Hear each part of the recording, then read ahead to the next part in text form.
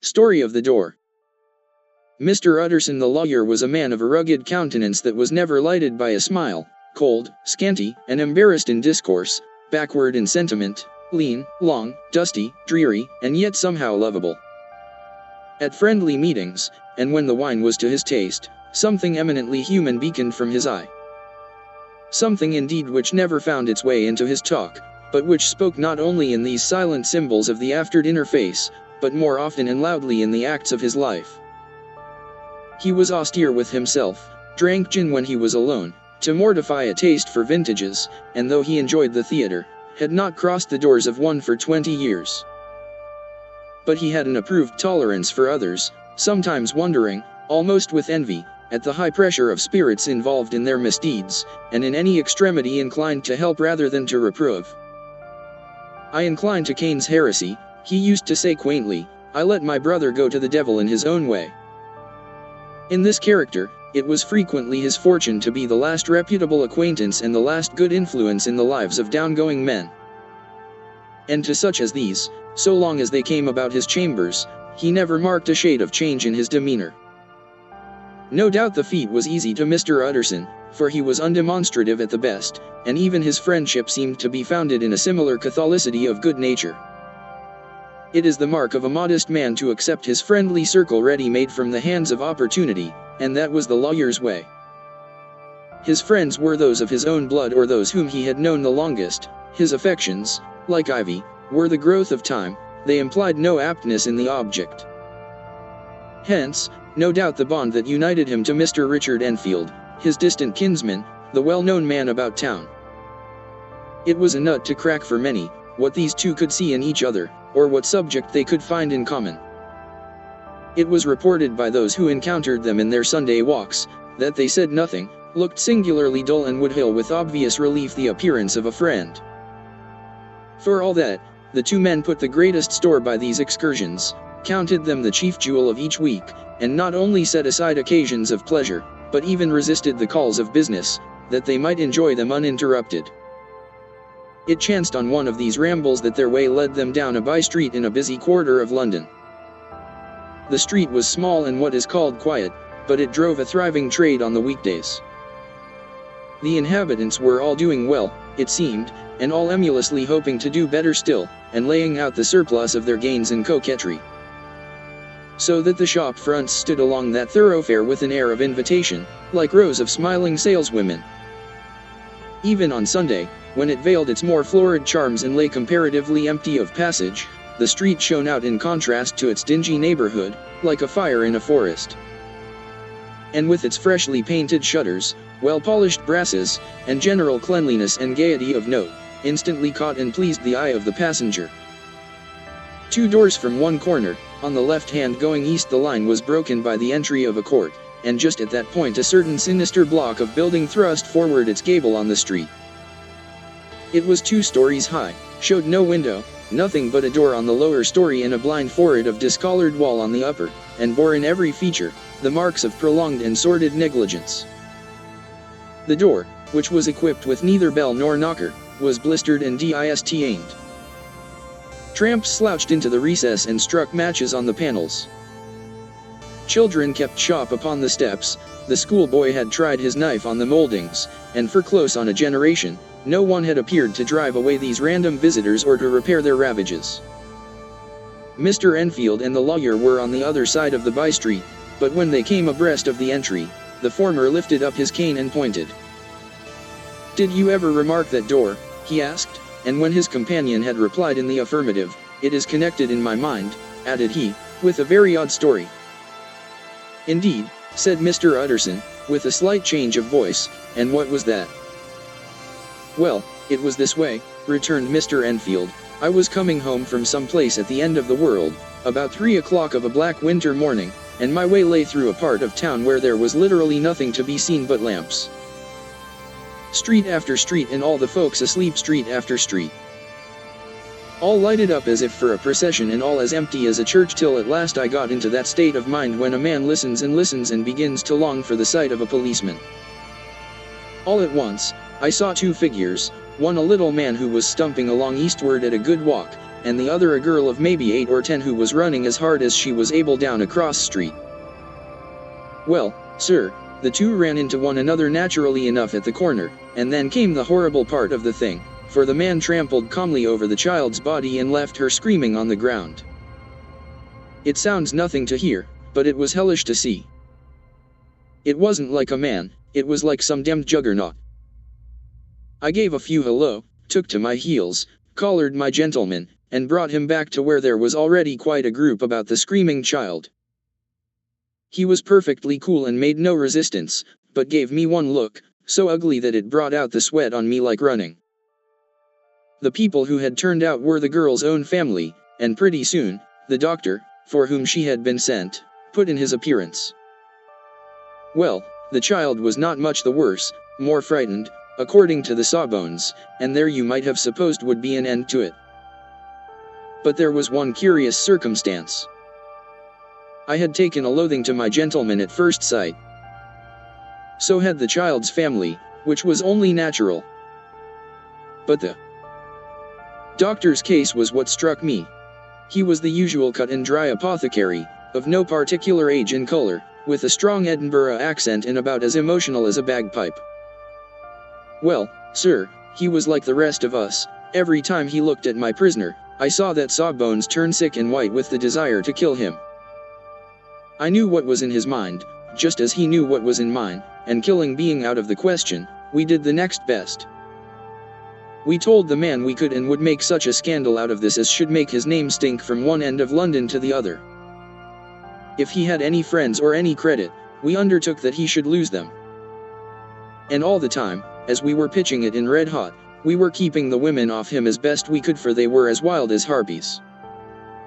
I never saw a circle of such hateful faces, and there was the man in the middle, with a kind of black sneering coolness, frightened too. I could see that, but carrying it off, sir, really like Satan. If you choose to make capital out of this accident, said he, I am naturally helpless. No gentleman but wishes to avoid a scene, says he. Name your figure. Well, we screwed him up to £100 for the child's family. He would have clearly liked to stick out, but there was something about the lot of us that meant mischief, and at last he struck. The next thing was to get the money, and where do you think he carried us but to that place with the door? Whipped out a key, went in, and presently came back with the matter of £10 in gold and a cheque for the balance on okaxis. Drawn payable to bearer and signed with a name that I can't mention, though it's one of the points of my story, but it was a name at least very well known and often printed. The figure was stiff, but the signature was good for more than that if it was only genuine. I took the liberty of pointing out to my gentleman that the whole business looked apocryphal, and that a man does not, in real life, walk into a cellar door at 4 in the morning and come out with another man's cheque for close upon £100. But he was quite easy and sneering. Set your mind at rest, says he, I will stay with you till the banks open and cash the cheque myself. So we all set off, the doctor, and the child's father, and our friend and myself, and passed the rest of the night in my chambers, and next day, when we had breakfasted, went in a body to the bank. I gave in the cheque myself, and said I had every reason to believe it was a forgery. Not a bit of it. The cheque was genuine. Tut tut, said Mr. Utterson. I see you feel as I do, said Mr. Enfield. Yes, it's a bad story. For my man was a fellow that nobody could have to do with, a really damnable man, and the person that drew the cheque is the very pink of the proprieties, celebrated too, and, what makes it worse, one of your fellows who do what they call good blackmail, I suppose, an honest man paying through the nose for some of the capers of his youth. Blackmail House is what I call the place with the door, in consequence. Though even that, you know, is far from explaining all, he added, and with the words fell into a vein of musing. From this he was recalled by Mr. Utterson asking rather suddenly, and you don't know if the drawer of the cheque lives there? A likely place, isn't it? Returned Mr. Enfield. But I happen to have noticed his address. He lives in some square or other. And you never asked about the place with the door, said Mr. Utterson. No, sir, I had a delicacy, was the reply. I feel very strongly about putting questions, it partakes too much of the style of the Day of Judgment. You start a question, and it's like starting a stone. You sit quietly on the top of a hill, and away the stone goes, starting others, and presently some bland old bird, the last you would have thought of, is knocked on the head in his own back garden and the family have to change their name. No sir, I make it a rule of mine, the more it looks like Queer Street, the less I ask. A very good rule, too, said the lawyer. But I have studied the place for myself, continued Mr. Enfield. It seems scarcely a house. There is no other door, and nobody goes in or out of that one but, once in a great while, the gentleman of my adventure. There are 3 windows looking on the court on the first floor, none below, the windows are always shut but they're clean. And then there is a chimney which is generally smoking, so somebody must live there. And yet it's not so sure, for the buildings are so packed together about the court, that it's hard to say where one ends and another begins.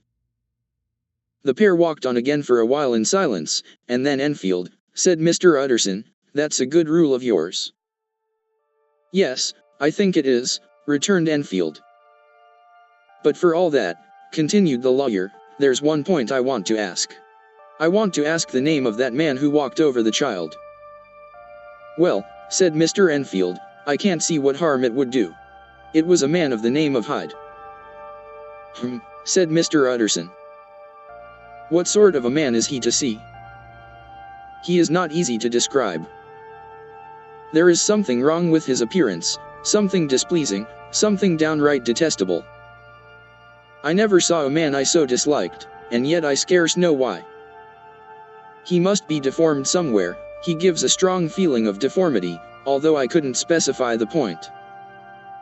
He's an extraordinary looking man, and yet I really can name nothing out of the way. No, sir, I can make no hand of it, I can't describe him. And it's not want of memory, for I declare I can see him this moment. Mr. Utterson again walked some way in silence and obviously under a weight of consideration. You are sure he used a key? He inquired at last. My dear sir, began Enfield, surprised out of himself. Yes, I know, said Utterson, I know it must seem strange. The fact is, if I do not ask you the name of the other party, it is because I know it already. You see, Richard, your tale has gone home. If you have been inexact in any point you had better correct it. I think you might have warned me, returned the other with a touch of sullenness. But I have been pedantically exact, as you call it. The fellow had a key, and what's more, he has it still. I saw him use it not a week ago. Mr. Utterson sighed deeply but said never a word, and the young man presently resumed. Here is another lesson to say nothing, said he. I am ashamed of my long tongue. Let us make a bargain never to refer to this again. With all my heart, said the lawyer. I shake hands on that, Richard. Search for Mr. Hyde. That evening Mr. Utterson came home to his bachelor house in somber spirits and sat down to dinner without relish.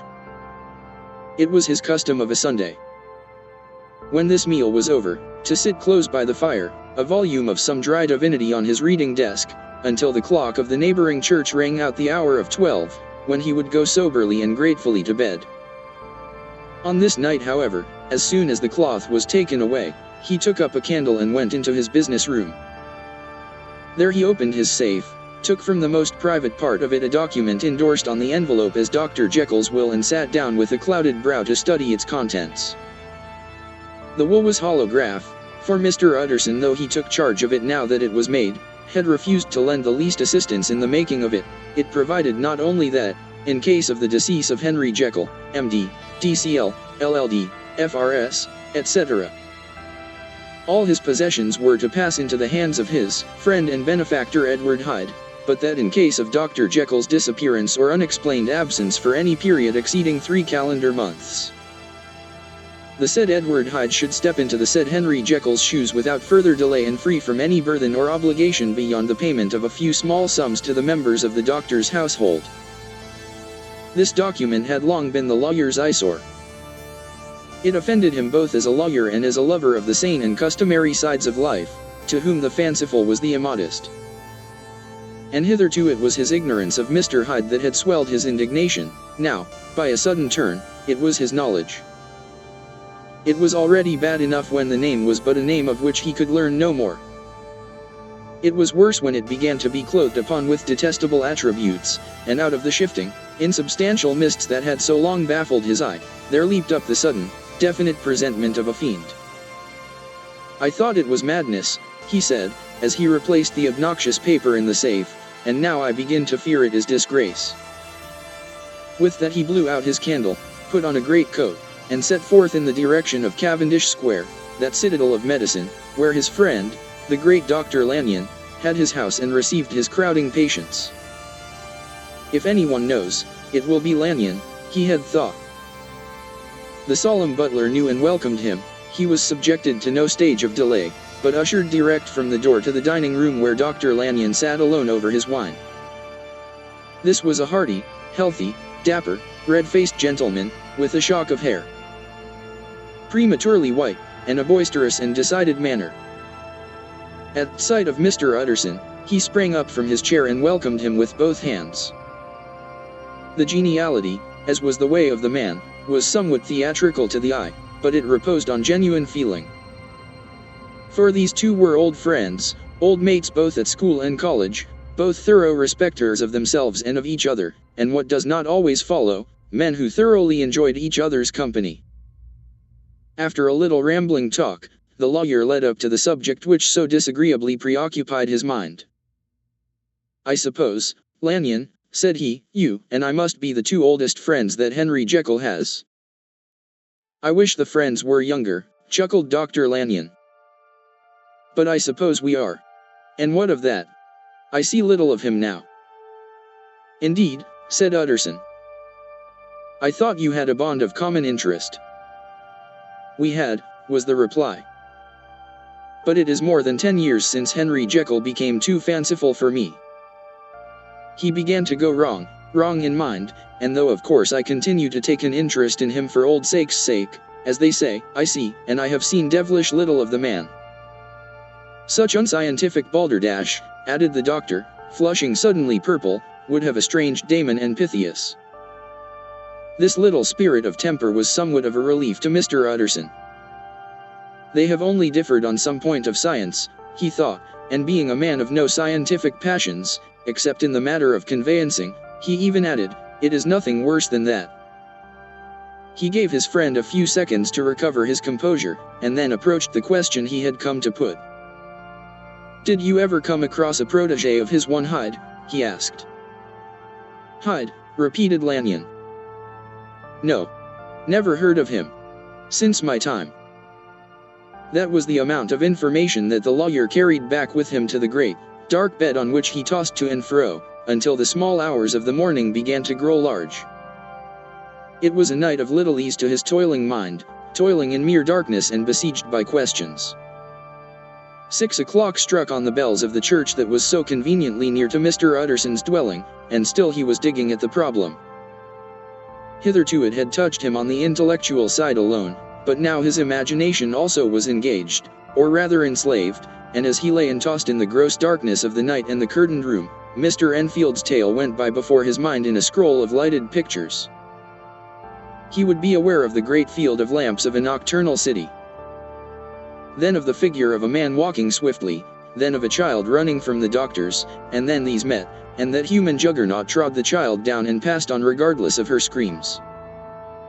Or else he would see a room in a rich house, where his friend lay asleep, dreaming and smiling at his dreams, and then the door of that room would be opened, the curtains of the bed plucked apart, the sleeper recalled, and lo! there would stand by his side a figure to whom power was given, and even at that dead hour, he must rise and do its bidding. The figure in these two phases haunted the lawyer all night.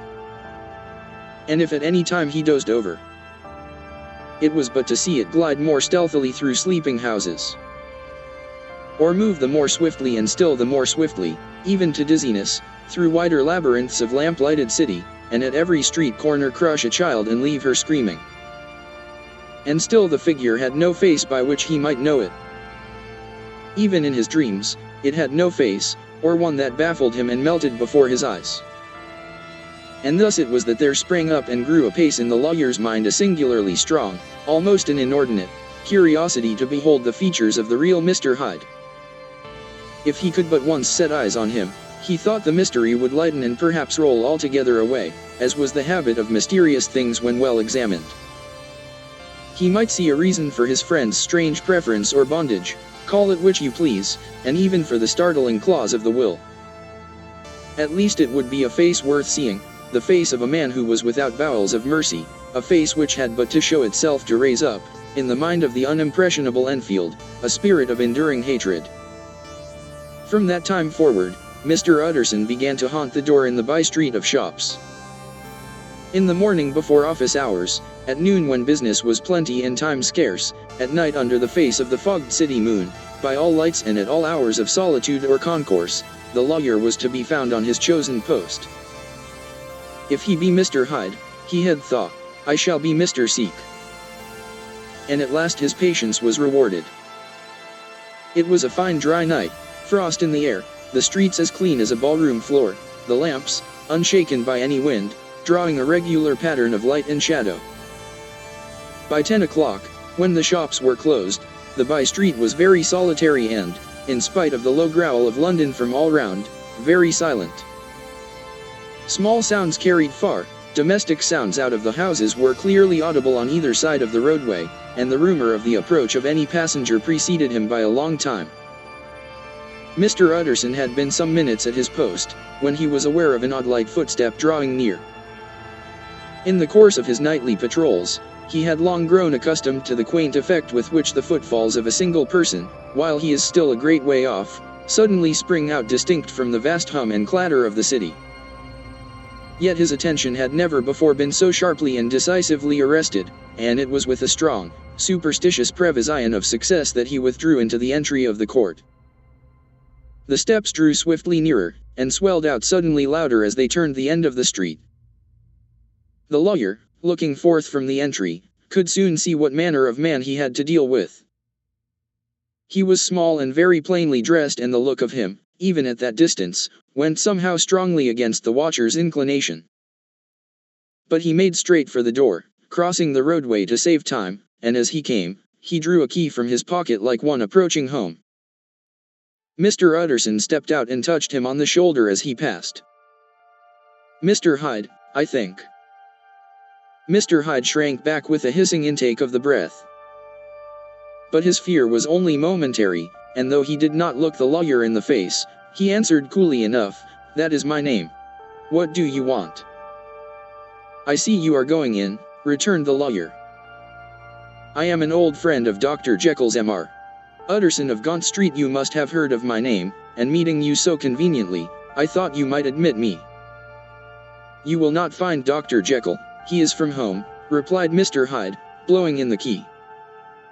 And then suddenly, but still without looking up, "How did you know me?" he asked. "On your side," said Mr. Utterson. "Will you do me a favor?" "With pleasure," replied the other. "What shall it be?" "Will you let me see your face?" asked the lawyer.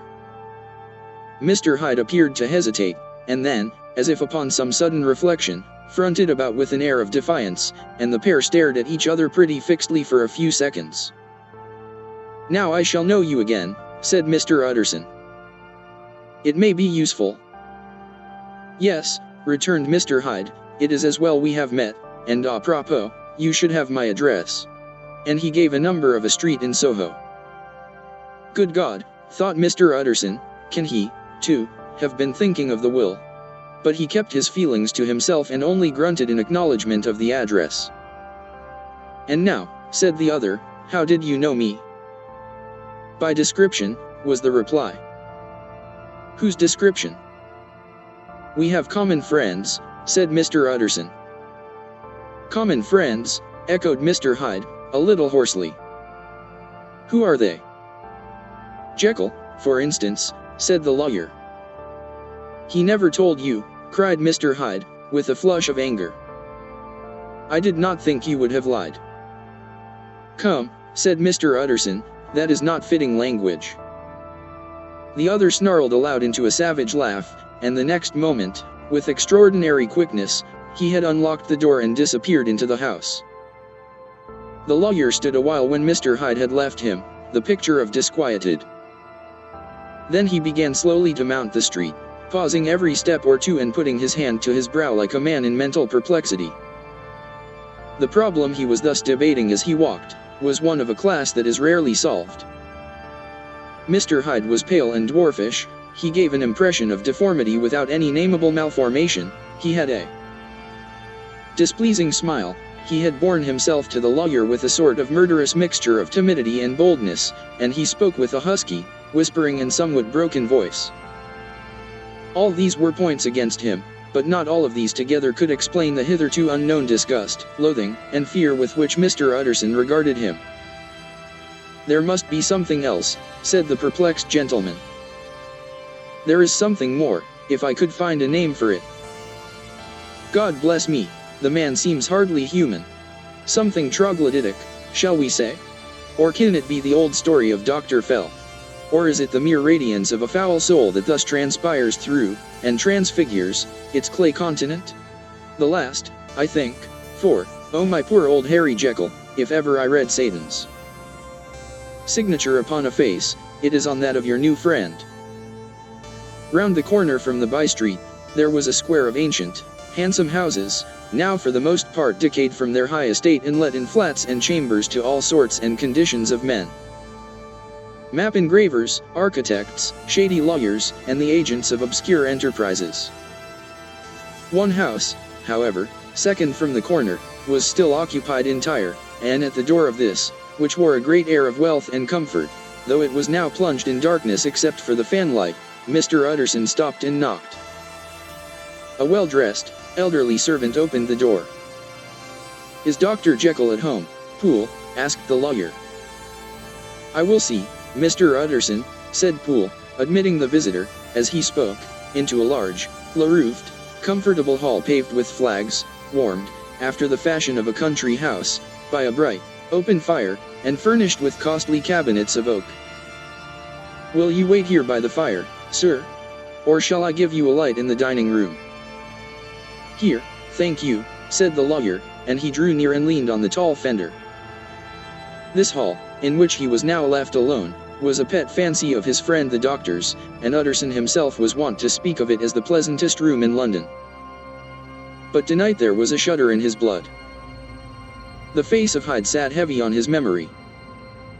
He felt, what was rare with him, a nausea and distaste of life, and in the gloom of his spirits, he seemed to read a menace in the flickering of the firelight on the polished cabinets and the uneasy starting of the shadow on the roof.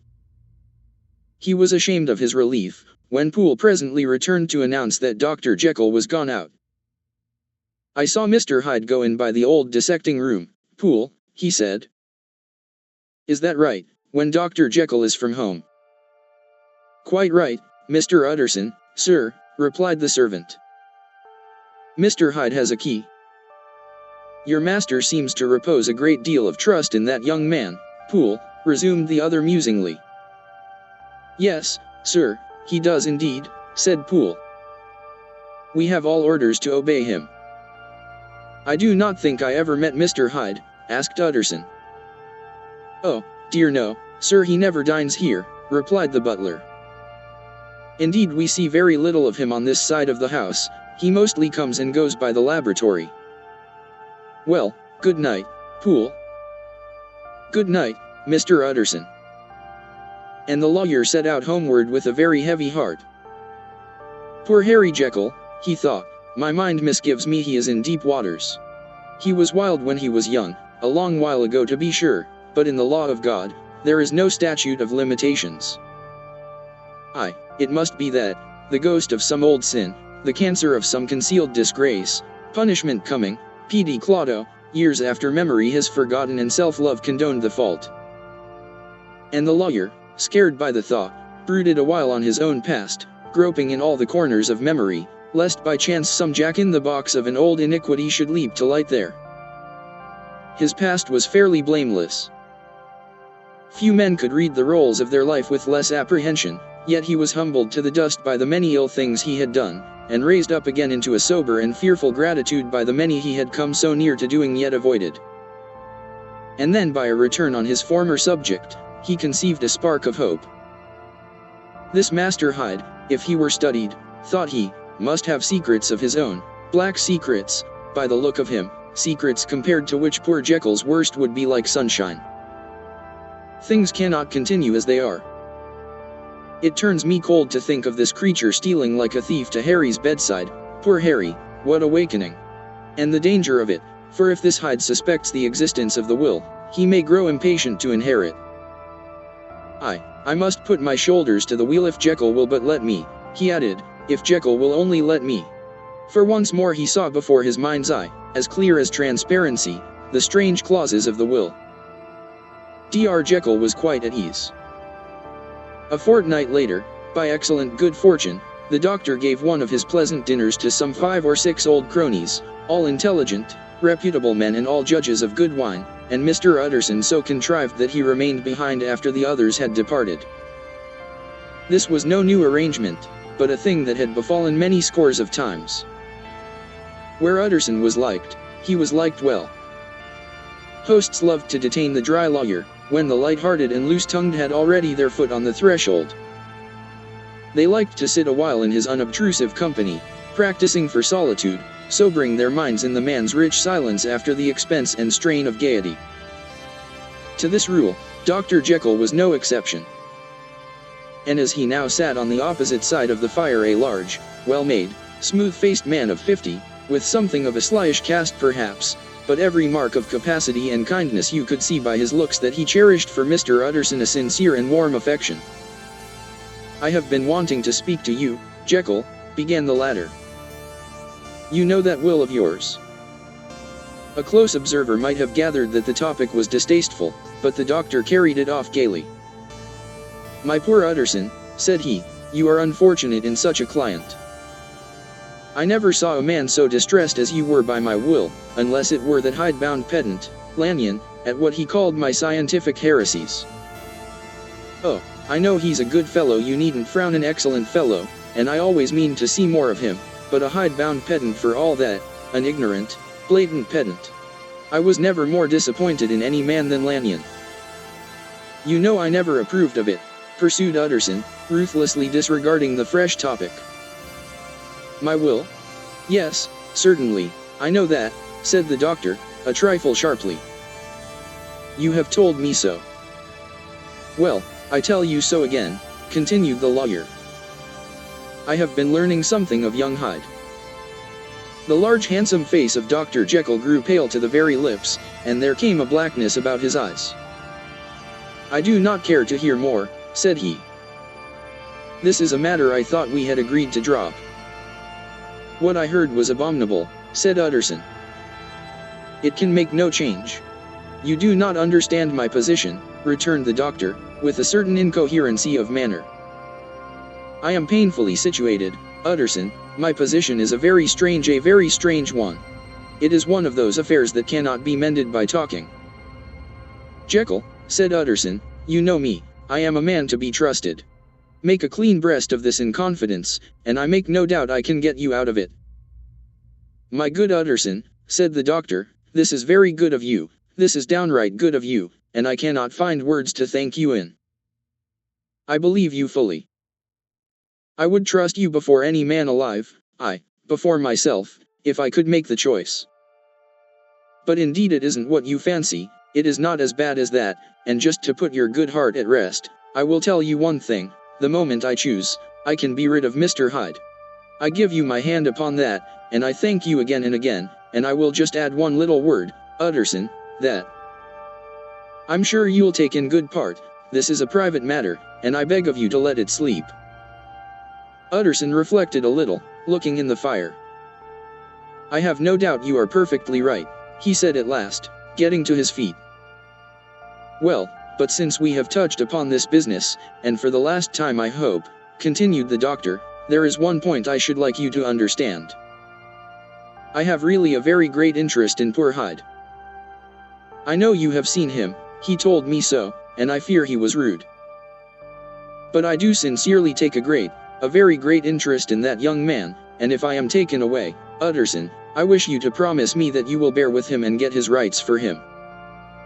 I think you would, if you knew all, and it would be a weight off my mind if you would promise.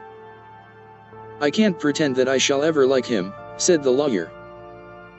I don't ask that, pleaded Jekyll, laying his hand upon the other's arm. I only ask for justice, I only ask you to help him for my sake, when I am no longer here. Utterson heaved an irrepressible sigh. Well, said he, I promise. The Carew murder case. Nearly a year later, in the month of October, 18 London was startled by a crime of singular ferocity and rendered all the more notable by the high position of the victim.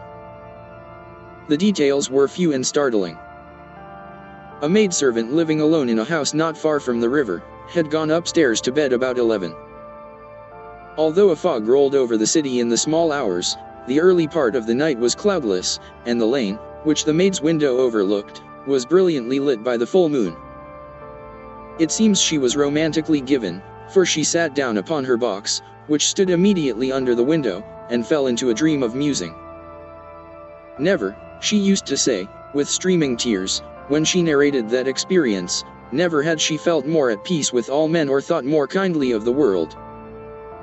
And as she so sat she became aware of an aged beautiful gentleman with white hair, drawing near along the lane, and advancing to meet him, another and very small gentleman, to whom at first she paid less attention.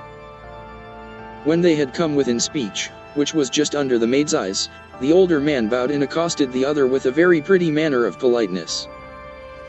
It did not seem as if the subject of his address were of great importance.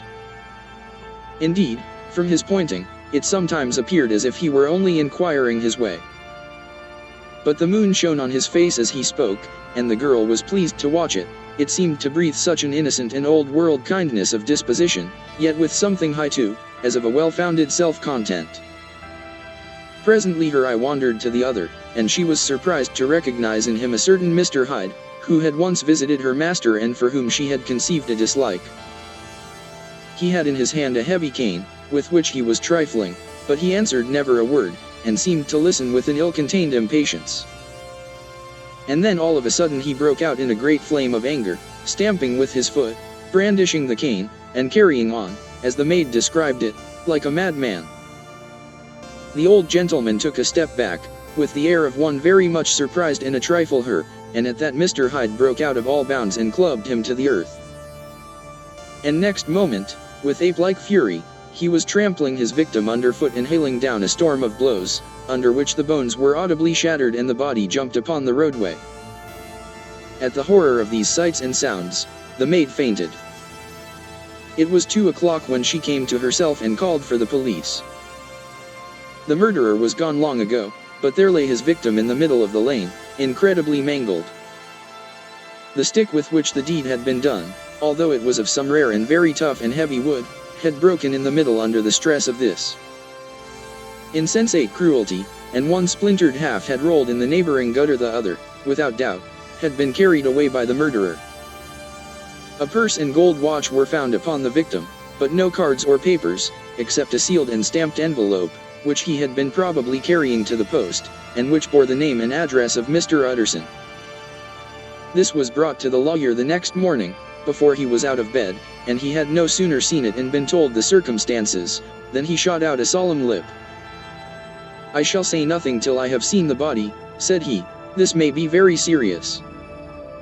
Have the kindness to wait while I dress." And with the same grave countenance he hurried through his breakfast and drove to the police station, whither the body had been carried. As soon as he came into the cell, he nodded. "Yes," said he, "I recognize him. I am sorry to say that this is Sir Danvers Carew." "Good God, sir," exclaimed the officer, "is it possible?" And the next moment his eye lighted up with professional ambition. "This will make a deal of noise," he said. "And perhaps you can help us to the man." And he briefly narrated what the maid had seen, and showed the broken stick. Mr. Utterson had already quailed at the name of Hyde, but when the stick was laid before him, he could doubt no longer. Broken and battered as it was, he recognized it for one that he had himself presented many years before to Henry Jekyll. "Is this Mr. Hyde a person of small stature?" he inquired. "Particularly small and particularly wicked-looking, is what the maid calls him," said the officer. Mr. Utterson reflected, and then, raising his head, "If you will come with me in my cab," he said, "I think I can take you to his house." It was by this time about 9 in the morning, and the first fog of the season.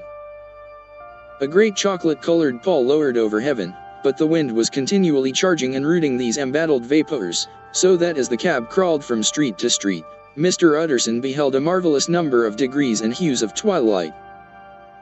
For here it would be dark like the back end of evening, and there would be a glow of a rich, lurid brown, like the light of some strange conflagration, and here, for a moment, the fog would be quite broken up, and a haggard shaft of daylight would glance in between the swirling wreaths. The dismal quarter of Soho seen under these changing glimpses, with its muddy ways, and slatternly passengers, and its lamps, which had never been extinguished or had been kindled afresh to combat this mournful re-invasion of darkness, seemed, in the lawyer's eyes, like a district of some city in a nightmare. The thoughts of his mind, besides, were of the gloomiest dye, and when he glanced at the companion of his drive, he was conscious of some touch of that terror of the law and the law's officers, which may at times assail the most honest. As the cab drew up before the address indicated, the fog lifted a little and showed him a dingy street. A gin palace, a low French eating house, a shop for the retail of penny numbers and two-penny salads, many ragged children huddled in the doorways, and many women of many different nationalities passing out, key in hand, to have a morning glass. And the next moment the fog settled down again upon that part, as brown as umber, and cut him off from his blackguardly surroundings. This was the home of Henry Jekyll's favorite, of a man who was heir to £250,000. An ivory-faced and silvery-haired old woman opened the door. She had an evil face, smoothed by hypocrisy, but her manners were excellent. "Yes," she said, "this was Mr. Hyde's, but he was not at home. He had been in that night very late, but he had gone away again in less than an hour. There was nothing strange in that. His habits were very irregular, and he was often absent. For instance, it was nearly 2 months since she had seen him till yesterday." "Very well, then, we wish to see his rooms," said the lawyer, and when the woman began to declare it was impossible, "I had better tell you who this person is," he added. "This is Inspector Newcomen of Scotland Yard." A flash of odious joy appeared upon the woman's face. "Ah," said she, "he is in trouble. What has he done?" Mr. Utterson and the inspector exchanged glances. "He don't seem a very popular character," observed the latter. "And now, my good woman, just let me and this gentleman have a look about us." In the whole extent of the house, which but for the old woman remained otherwise empty, Mr. Hyde had only used a couple of rooms, but these were furnished with luxury and good taste. A closet was filled with wine. The plate was of silver, the napery elegant, a good picture hung upon the walls, a gift, as Utterson supposed, from Henry Jekyll, who was much of a connoisseur, and the carpets were of many plies and agreeable in color. At this moment, however, the rooms bore every mark of having been recently and hurriedly ransacked. Clothes lay about the floor, with their pockets inside out, lock-fast drawers stood open, and on the hearth there lay a pile of grey ashes, as though many papers had been burned. From these embers the inspector disinterred the butt end of a green cheque-book, which had resisted the action of the fire. The other half of the stick was found behind the door, and as this clinched his suspicions, the officer declared himself delighted. A visit to the bank, where several £1,000s were found to be lying to the murderer's credit, completed his gratification. "You may depend upon it, sir," he told Mr. Utterson, "I have him in my hand. He must have lost his head, or he never would have left the stick or, above all, burned the cheque-book. Why, money's life to the man. We have nothing to do but wait for him at the bank, and get out the handbills." This last, however, was not so easy of accomplishment, for Mr. Hyde had numbered few familiars. Even the master of the servant maid had only seen him twice, his family could nowhere be traced, he had never been photographed, and the few who could describe him differed widely, as common observers will. Only on one point were they agreed, and that was the haunting sense of unexpressed deformity with which the fugitive impressed his beholders. Incident of the letter. It was late in the afternoon, when Mr. Utterson found his way to Dr. Jekyll's door, where he was at once admitted by Poole, and carried down by the kitchen offices and across a yard which had once been a garden, to the building which was indifferently known as the laboratory or dissecting rooms. The doctor had bought the house from the heirs of a celebrated surgeon, and his own tastes being rather chemical than anatomical, had changed the destination of the block at the bottom of the garden. It was the first time that the lawyer had been received in that part of his friend's quarters, and he eyed the dingy, windowless structure with curiosity, and gazed round with a distasteful sense of strangeness as he crossed the theater. Once crowded with eager students and now lying gaunt and silent, the tables laden with chemical apparatus, the floor strewn with crates and littered with packing straw, and the light falling dimly through the foggy cupola. At the further end, a flight of stairs mounted to a door covered with red baize, and through this, Mr. Utterson was at last received into the doctor's cabinet. It was a large room fitted round with glass presses, furnished, among other things, with a cheval glass and a business table, and looking out upon the court by 3 dusty windows barred with iron. The fire burned in the grate, a lamp was set lighted on the chimney shelf, for even in the houses the fog began to lie thickly, and there, close up to the warmth, sat Dr. Jekyll, looking deathly sick. He did not rise to meet his visitor, but held out a cold hand and bade him welcome in a changed voice. "And now," said Mr. Utterson, as soon as Poole had left them, "you have heard the news." The doctor shuddered. "They were crying it in the square," he said. "I heard them in my dining room." "One word," said the lawyer. "Carew was my client, but so are you, and I want to know what I am doing. You have not been mad enough to hide this fellow." "Utterson, I swear to God," cried the doctor, "I swear to God I will never set eyes on him again. I bind my honor to you that I am done with him in this world. It is all at an end. And indeed he does not want my help. You do not know him as I do. He is safe. He is quite safe. Mark my words. He will never more be heard of." The lawyer listened gloomily. He did not like his friend's feverish manner. "You seem pretty sure of him," said he, "and for your sake, I hope you may be right. If it came to a trial, your name might appear." "I am quite sure of him," replied Jekyll. "I have grounds for certainty that I cannot share with anyone. But there is one thing on which you may advise me. I have received a letter, and I am at a loss whether I should show it to the police. I should like to leave it in your hands, Utterson. You would judge wisely, I am sure. I have so great a trust in you." "You fear, I suppose, that it might lead to his detection?" asked the lawyer. "No," said the other. "I cannot say that I care what becomes of Hyde. I am quite done with him. I was thinking of my own character, which this hateful business has rather exposed." Utterson ruminated a while. He was surprised at his friend's selfishness, and yet relieved by it. "Well," said he, at last, "let me see the letter." The letter was written in an odd, upright hand and signed Edward Hyde, and it signified, briefly enough, that the writer's benefactor, Dr. Jekyll, whom he had long so unworthily repaid for 1,000 generosities, need labor under no alarm for his safety, as he had means of escape on which he placed a sure dependence. The lawyer liked this letter well enough. It put a better color on the intimacy than he had looked for, and he blamed himself for some of his past suspicions. "Have you the envelope?" he asked. "I burned it," replied Jekyll, "before I thought what I was about. But it bore no postmark.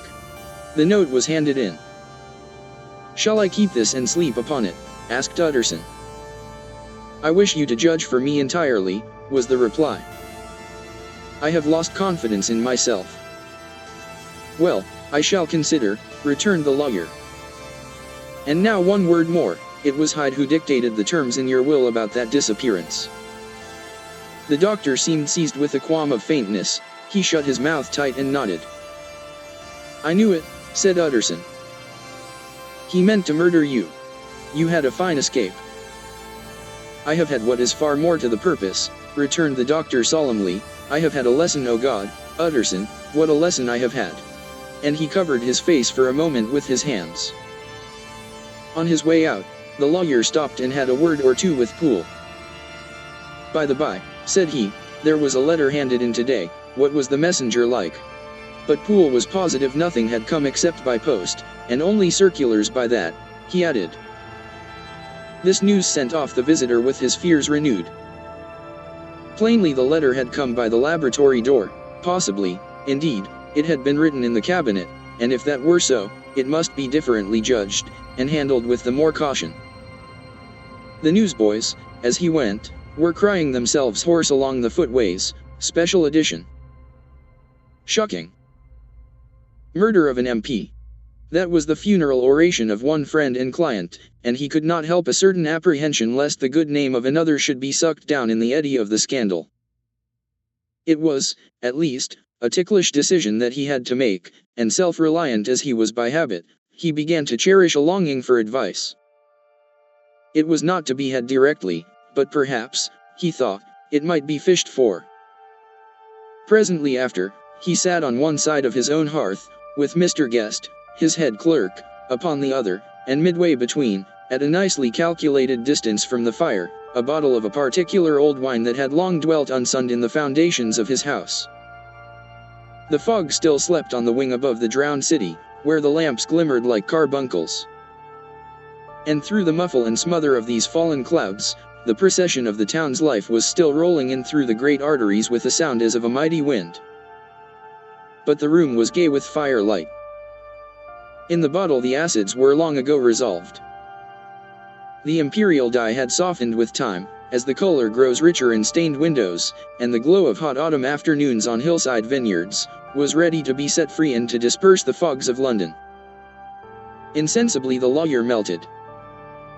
There was no man from whom he kept fewer secrets than Mr. Guest, and he was not always sure that he kept as many as he meant. Guest had often been on business to the doctors. He knew Poole. He could scarce have failed to hear of Mr. Hyde's familiarity about the house. He might draw conclusions. Was it not as well, then, that he should see a letter which put that mystery to right?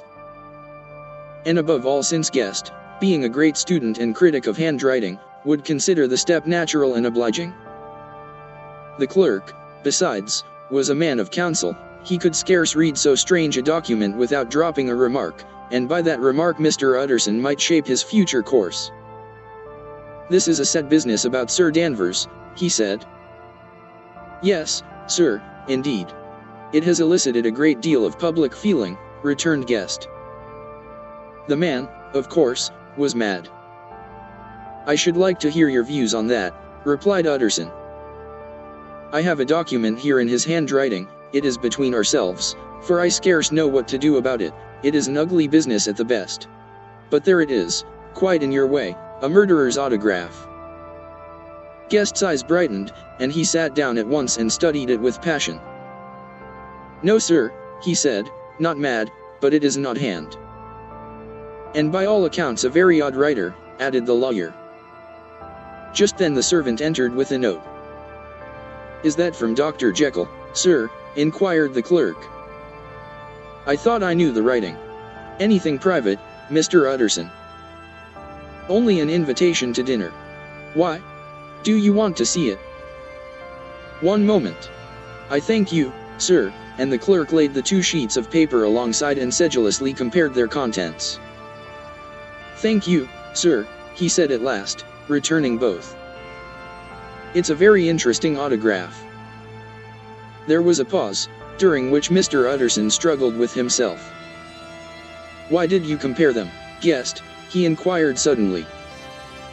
"Well, sir," returned the clerk, "there's a rather singular resemblance. The 2 hands are in many points identical, only differently sloped."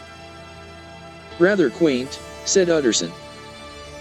"It is, as you say, rather quaint," returned Guest. "I wouldn't speak of this note, you know," said the master. "No, sir," said the clerk. "I understand." But no sooner was Mr. Utterson alone that night, than he locked the note into his safe, where it reposed from that time forward. "What?" he thought. Henry Jekyll forged for a murderer, and his blood ran cold in his veins. Incident of Dr. Lanyon. Time ran on, thousands of pounds were offered in reward, for the death of Sir Danvers was resented as a public injury, but Mr. Hyde had disappeared out of the ken of the police as though he had never existed. Much of his past was unearthed, indeed, and all disreputable tales came out of the man's cruelty, at once so callous and violent. Of his vile life, of his strange associates, of the hatred that seemed to have surrounded his career, but of his present whereabouts, not a whisper. From the time he had left the house in Soho on the morning of the murder, he was simply blotted out, and gradually, as time drew on, Mr. Utterson began to recover from the hotness of his alarm, and to grow more at quiet with himself. The death of Sir Danvers was, to his way of thinking, more than paid for by the disappearance of Mr. Hyde. Now that that evil influence had been withdrawn, a new life began for Dr. Jekyll. He came out of his seclusion, renewed relations with his friends, became once more their familiar guest and entertainer, and whilst he had always been known for charities, he was now no less distinguished for religion. He was busy, he was much in the open air, he did good, his face seemed to open and brighten, as if with an inward consciousness of service, and for more than 2 months, the doctor was at peace. On the 8th of January Utterson had dined at the doctor's with a small party. Lanyon had been there, and the face of the host had looked from one to the other as in the old days when the trio were inseparable friends. On the 12th, and again on the 14th, the door was shut against the lawyer. The doctor was confined to the house, Poole said, and saw no one. On the 15th, he tried again, and was again refused, and having now been used for the last 2 months to see his friend almost daily, he found this return of solitude to weigh upon his spirits. The 5th night he had in guest to dine with him, and the 6th he betook himself to Dr. Lanyon's. There at least he was not denied admittance, but when he came in, he was shocked at the change which had taken place in the doctor's appearance. He had his death warrant written legibly upon his face. The rosy man had grown pale. His flesh had fallen away. He was visibly balder and older, and yet it was not so much these tokens of a swift physical decay that arrested the lawyer's notice, as a look in the eye and quality of manner that seemed to testify to some deep-seated terror of the mind. It was unlikely that the doctor should fear death, and yet that was what Utterson was tempted to suspect. Yes, he thought, he is a doctor, he must know his own state and that his days are counted, and the knowledge is more than he can bear. And yet when Utterson remarked on his ill looks, it was with an air of great firmness that Lanyon declared himself a doomed man. I have had a shock, he said, and I shall never recover. It is a question of weeks. Well, life has been pleasant, I liked it, yes, sir, I used to like it. I sometimes think if we knew all, we should be more glad to get away. Jekyll is ill, too, observed Utterson. Have you seen him? But Lanyon's face changed, and he held up a trembling hand. I wish to see or hear no more of Dr. Jekyll, he said in a loud, unsteady voice. I am quite done with that person, and I beg that you will spare me any allusion to one whom I regard as dead. Tut, tut, said Mr. Utterson, and then after a considerable pause, can't I do anything, he inquired. We are 3 very old friends, Lanyon, we shall not live to make others. Nothing can be done, returned Lanyon, ask himself. He will not see me, said the lawyer.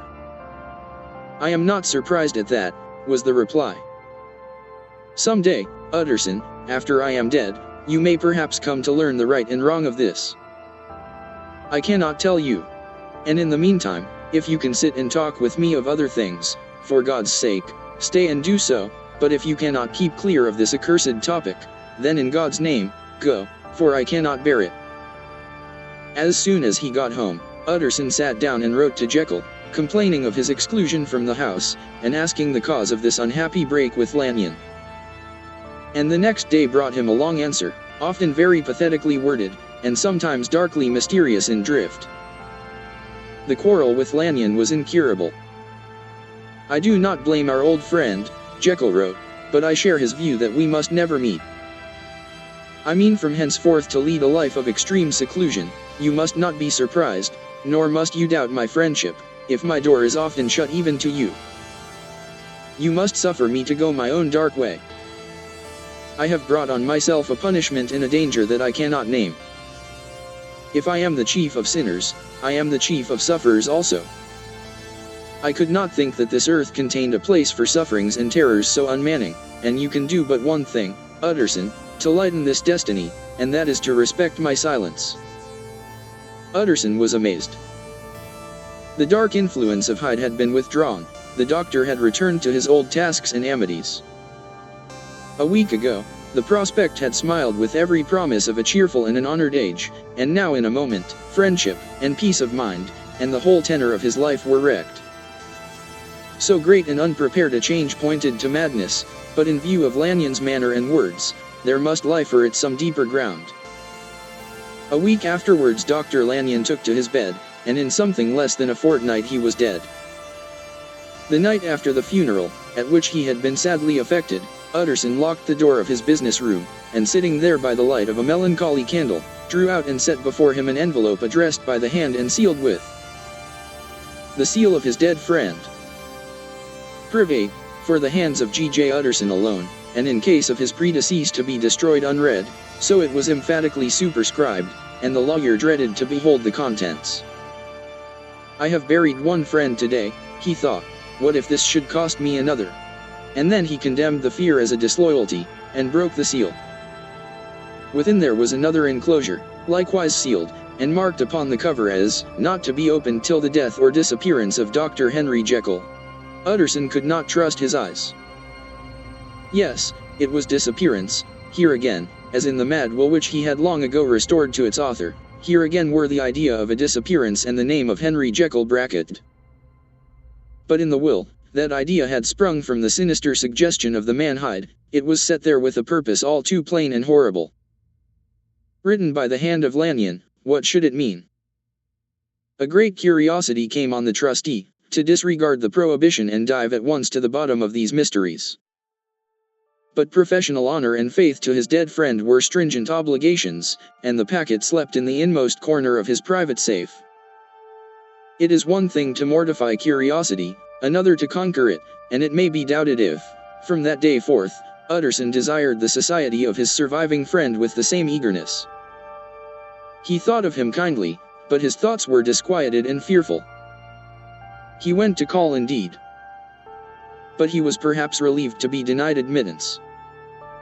Perhaps, in his heart, he preferred to speak with Poole upon the doorstep and surrounded by the air and sounds of the open city, rather than to be admitted into that house of voluntary bondage, and to sit and speak with its inscrutable recluse.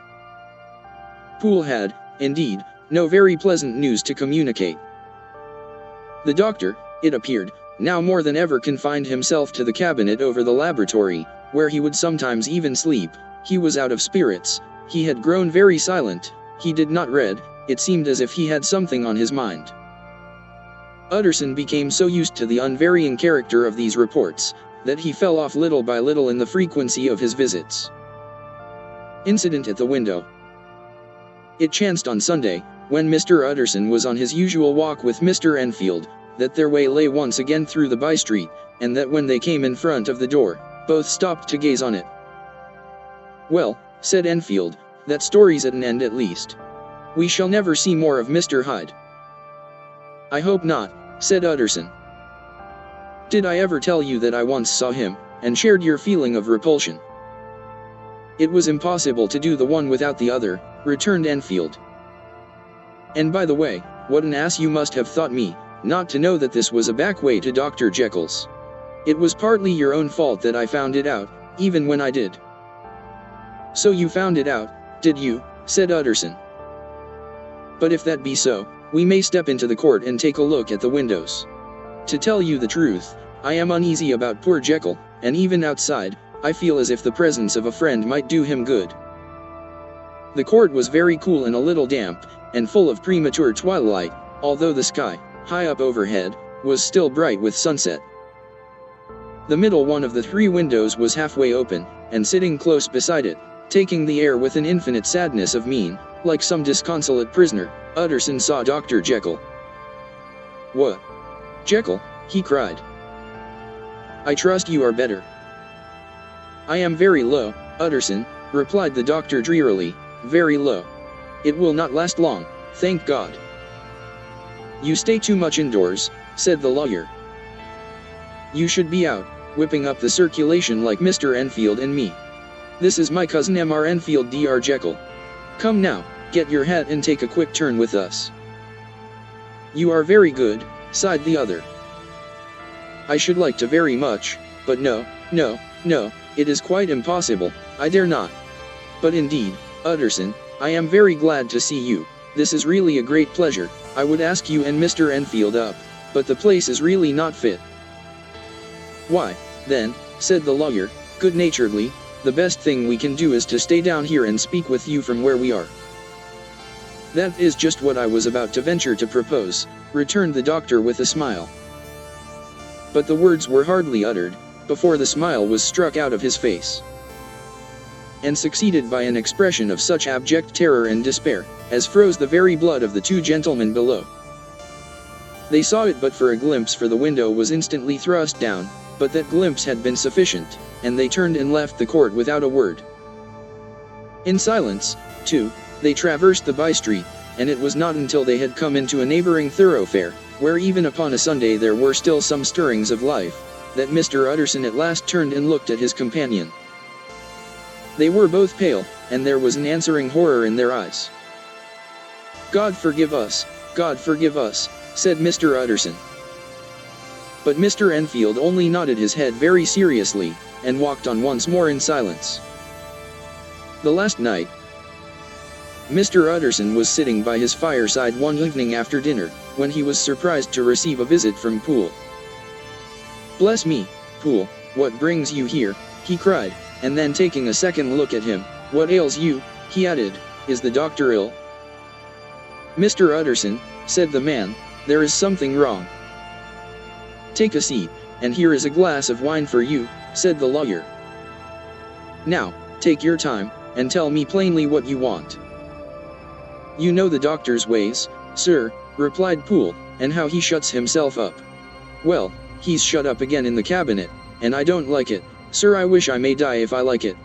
Mr. Utterson, sir, I'm afraid." "Now, my good man," said the lawyer, "be explicit.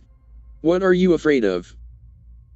"I've been afraid for about a week," returned Poole, doggedly disregarding the question, "and I can bear it no more." The man's appearance amply bore out his words. His manner was altered for the worse, and except for the moment when he had first announced his terror, he had not once looked the lawyer in the face. Even now, he sat with the glass of wine untasted on his knee, and his eyes directed to a corner of the floor. "I can bear it no more," he repeated. "Come," said the lawyer, "I see you have some good reason, Poole. I see there is something seriously amiss. Try to tell me what it is." "I think there's been foul play," said Poole, hoarsely. "Foul play," cried the lawyer, a good deal frightened and rather inclined to be irritated in consequence. "What foul play? What does the man mean?" "I daren't say, sir," was the answer, "but will you come along with me and see for yourself?" Mr. Utterson's only answer was to rise and get his hat and greatcoat, but he observed with wonder the greatness of the relief that appeared upon the butler's face, and perhaps with no less, that the wine was still untasted when he set it down to follow.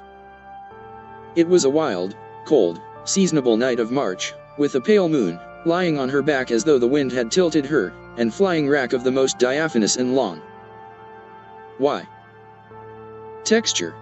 The wind made talking difficult, and flecked the blood into the face. It seemed to have swept the streets unusually bare of passengers, besides, for Mr. Utterson thought he had never seen that part of London so deserted. He could have wished it otherwise. Never in his life had he been conscious of so sharp a wish to see and touch his fellow creatures, for struggle as he might, there was borne in upon his mind a crushing anticipation of calamity. The square, when they got there, was full of wind and dust, and the thin trees in the garden were lashing themselves along the railing. Poole, who had kept all the way a pace or two ahead, now pulled up in the middle of the pavement, and in spite of the biting weather, took off his hat and mopped his brow with a red pocket handkerchief. But for all the hurry of his coming, these were not the dews of exertion that he wiped away, but the moisture of some strangling anguish, for his face was white and his voice, when he spoke, harsh and broken. "Well, sir," he said, "here we are, and God grant there be nothing wrong." "Amen, Poole," said the lawyer. Thereupon the servant knocked in a very guarded manner, the door was opened on the chain, and a voice asked from within, "Is that you, Poole?" "It's all right," said Poole. "Open the door." The hall, when they entered it, was brightly lighted up, the fire was built high, and about the hearth the whole of the servants, men and women, stood huddled together like a flock of sheep. At the sight of Mr. Utterson, the housemaid broke into hysterical whimpering, and the cook, crying out "Bless God! It's Mr. Utterson," ran forward as if to take him in her arms. What? Are you all here?" said the lawyer peevishly. "Very irregular, very unseemly, your master would be far from pleased." "They're all afraid," said Poole. Blank silence followed, no one protesting, only the maid lifted her voice and now wept loudly. "Hold your tongue," Poole said to her, with a ferocity of accent that testified to his own jangled nerves.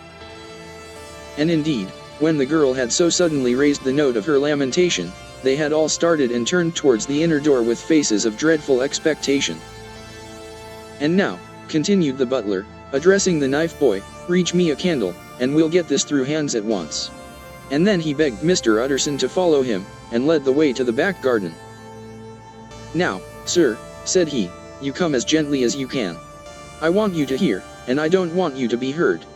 And see here, sir, if by any chance he was to ask you in, don't go."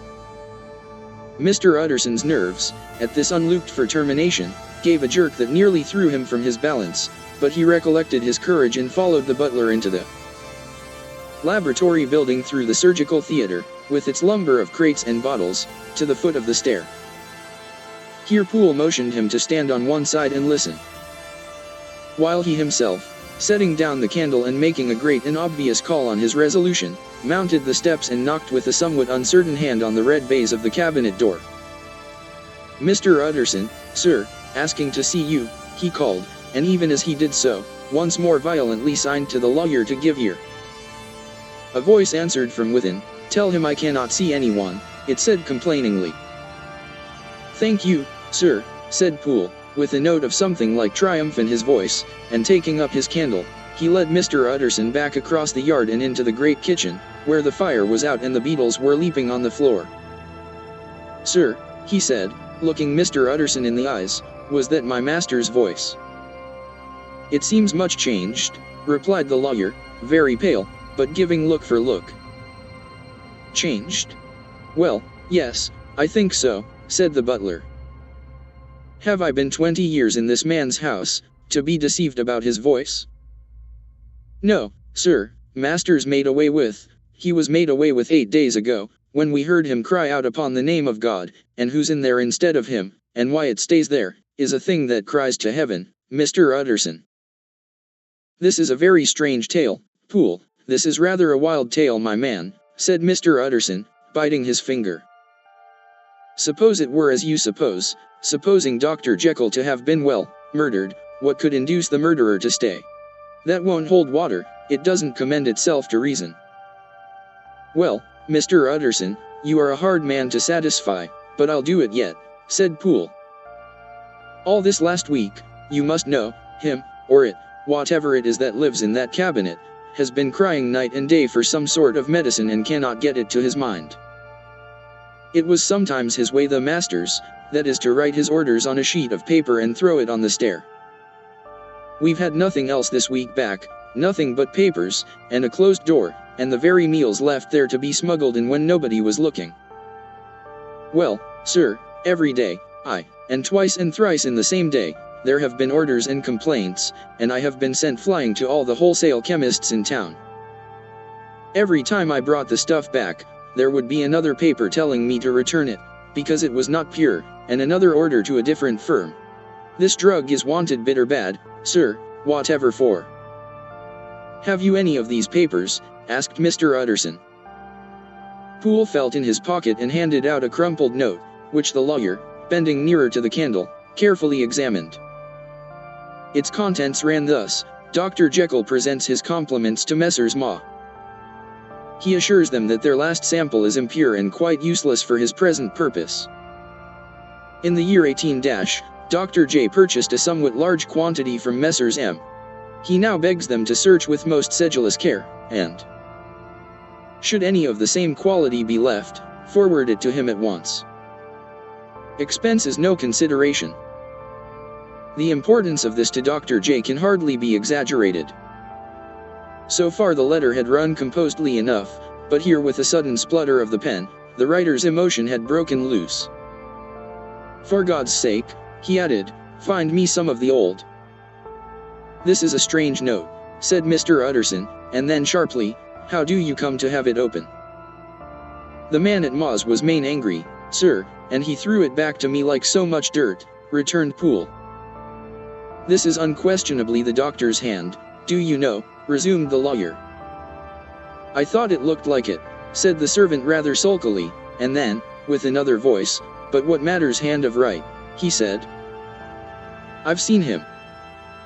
"Seen him," repeated Mr. Utterson. "Well, that's it," said Poole.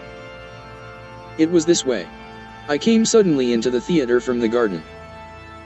It seems he had slipped out to look for this drug or whatever it is, for the cabinet door was open, and there he was at the far end of the room digging among the crates.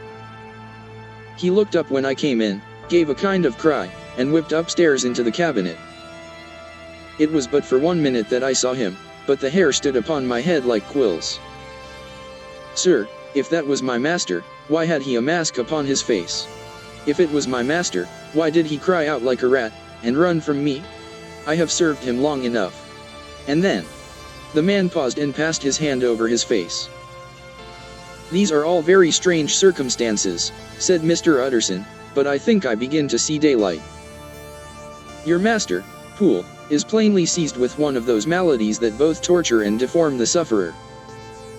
Hence, for aught I know, the alteration of his voice, hence the mask and the avoidance of his friends, hence his eagerness to find this drug, by means of which the poor soul retains some hope of ultimate recovery. God grant that he be not deceived. There is my explanation. It is sad enough, Poole, and appalling to consider, but it is plain and natural, hangs well together, and delivers us from all exorbitant alarms." "Sir," said the butler, turning to a sort of mottled pallor, "that thing was not my master, and there's the truth. My master, here he looked round him and began to whisper, is a tall, fine build of a man, and this was more of a dwarf." Utterson attempted to protest. "Oh, sir," cried Poole, "do you think I do not know my master after 20 years? Do you think I do not know where his head comes to in the cabinet door, where I saw him every morning of my life? No, sir, that thing in the mask was never Dr. Jekyll. God knows what it was, but it was never Dr. Jekyll, and it is the belief of my heart that there was murder done." "Poole," replied the lawyer, "if you say that, it will become my duty to make certain. Much as I desire to spare your master's feelings, much as I am puzzled by this note, which seems to prove him to be still alive, I shall consider it my duty to break in that door." "Ah, Mr. Utterson, that's talking," cried the butler. "And now comes the second question," resumed Utterson, "who is going to do it?" "Why, you and me, sir," was the undaunted reply. "That's very well said," returned the lawyer, "and whatever comes of it, I shall make it my business to see you are no loser. There is an axe in the theater," continued Poole, "and you might take the kitchen poker for yourself." The lawyer took that rude but weighty instrument into his hand, and balanced it. "Do you know, Poole," he said, looking up, "that you and I are about to place ourselves in a position of some peril?" "You may say so, sir, indeed," returned the butler. "It is well, then, that we should be frank," said the other. "We both think more than we have said. Let us make a clean breast. This masked figure that you saw, did you recognize it?" "Well, sir, it went so quick, and the creature was so doubled up, that I could hardly swear to that, was the answer. But if you mean, was it Mr. Hyde? Why, yes, I think it was. You see, it was much of the same bigness, and it had the same quick, light way with it, and then who else could have got in by the laboratory door? You have not forgot, sir, that at the time of the murder he had still the key with him? But that's not all. I don't know, Mr. Utterson, if you ever met this Mr. Hyde. Yes, said the lawyer, I once spoke with him. Then you must know as well as the rest of us that there was something queer about that gentleman, something that gave a man a turn. I don't know rightly how to say it, sir, beyond this, that you felt in your marrow kind of cold and thin. I own I felt something of what you describe, said Mr. Utterson. Quite so, sir, returned Poole. Well, when that masked thing like a monkey jumped from among the chemicals and whipped into the cabinet, it went down my spine like ice. Oh, I know it's not evidence, Mr. Utterson, I'm book-learned enough for that, but a man has his feelings, and I give you my Bible word it was Mr. Hyde. Aye, said the lawyer. My fears incline to the same point. Evil, I fear, founded evil was sure to come of that connection. I believe you, I believe poor Harry is killed, and I believe his murderer, for what purpose, God alone can tell, is still lurking in his victim's room. Well, let our name be Vengeance. Call Bradshaw. The footman came at the summons, very white and nervous. Pull yourself together, Bradshaw, said the lawyer. This suspense, I know, is telling upon all of you, but it is now our intention to make an end of it. Poole, here, and I are going to force our way into the cabinet. If all is well, my shoulders are broad enough to bear the blame. Meanwhile, lest anything should really be amiss, or any malefactor seek to escape by the back, you and the boy must go round the corner with a pair of good sticks and take your post at the laboratory door. We give you 10 minutes to get to your stations. As Bradshaw left, the lawyer looked at his watch. And now, Poole, let us get to ours, he said, and taking the poker under his arm, led the way into the yard. The scud had banked over the moon, and it was now quite dark. The wind, which only broke in puffs and drafts into that deep well of building, tossed the light of the candle to and fro about their steps, until they came into the shelter of the theater, where they sat down silently to wait. London hummed solemnly all around, but nearer at hand, the stillness was only broken by the sounds of a footfall moving to and fro along the cabinet floor. So it will walk all day, sir, whispered Poole, aye, and the better part of the night. Only when a new sample comes from the chemist, there's a bit of a break. Ah, it's an ill conscience that's such an enemy to rest. Ah, sir, there's blood foully shed in every step of it. But hark again, a little closer, put your heart in your ears, Mr. Utterson, and tell me, is that the doctor's foot? The steps fell lightly and oddly, with a certain swing, for all they went so slowly, it was different indeed from the heavy creaking tread of Henry Jekyll. Utterson sighed. Is there never anything else? He asked. Poole nodded. Once, he said. Once I heard it weeping. Weeping? How that? Said the lawyer, conscious of a sudden chill of horror. Weeping like a woman or a lost soul, said the butler. I came away with that upon my heart, that I could have wept too. But now the 10 minutes drew to an end. Poole disinterred the axe from under a stack of packing straw. The candle was set upon the nearest table to light them to the attack, and they drew near with bated breath to where that patient foot was still going up and down, in the quiet of the night. Jekyll, cried Utterson, with a loud voice, I demand to see you. He paused a moment, but there came no reply. I give you fair warning, our suspicions are aroused, and I must and shall see you, he resumed, if not by fair means, then by foul, if not of your consent, then by brute force. Utterson, said the voice, for God's sake, have mercy. Ah, that's not Jekyll's voice, it's Hyde's, cried Utterson. Down with the door, Poole. Poole swung the axe over his shoulder, the blow shook the building, and the red baize door leaped against the lock and hinges. A dismal screech, as of mere animal terror, rang from the cabinet. Up went the axe again, and again the panels crashed and the frame bounded. 4 times the blow fell, but the wood was tough and the fittings were of excellent workmanship, and it was not until the 5th that the lock burst and the wreck of the door fell inwards on the carpet. The besiegers, appalled by their own riot and the stillness that had succeeded, stood back a little and peered in. There lay the cabinet before their eyes in the quiet lamplight. A good fire glowing and chattering on the hearth, the kettle singing its thin strain, a drawer or 2 open, papers neatly set forth on the business table, and nearer the fire, the things laid out for tea.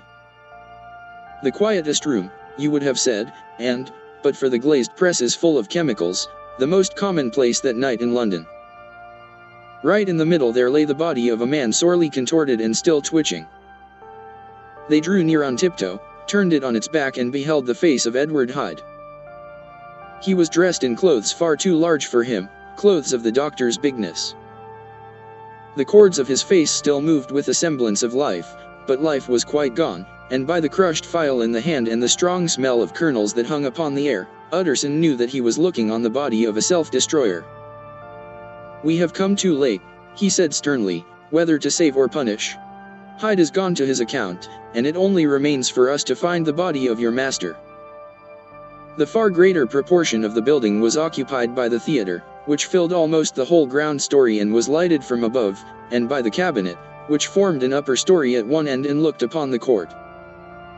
A corridor joined the theater to the door on the by-street, and with this the cabinet communicated separately by a second flight of stairs. There were besides a few dark closets in a spacious cellar. All these they now thoroughly examined. Each closet needed but a glance, for all were empty, and all, by the dust that fell from their doors, had stood long unopened.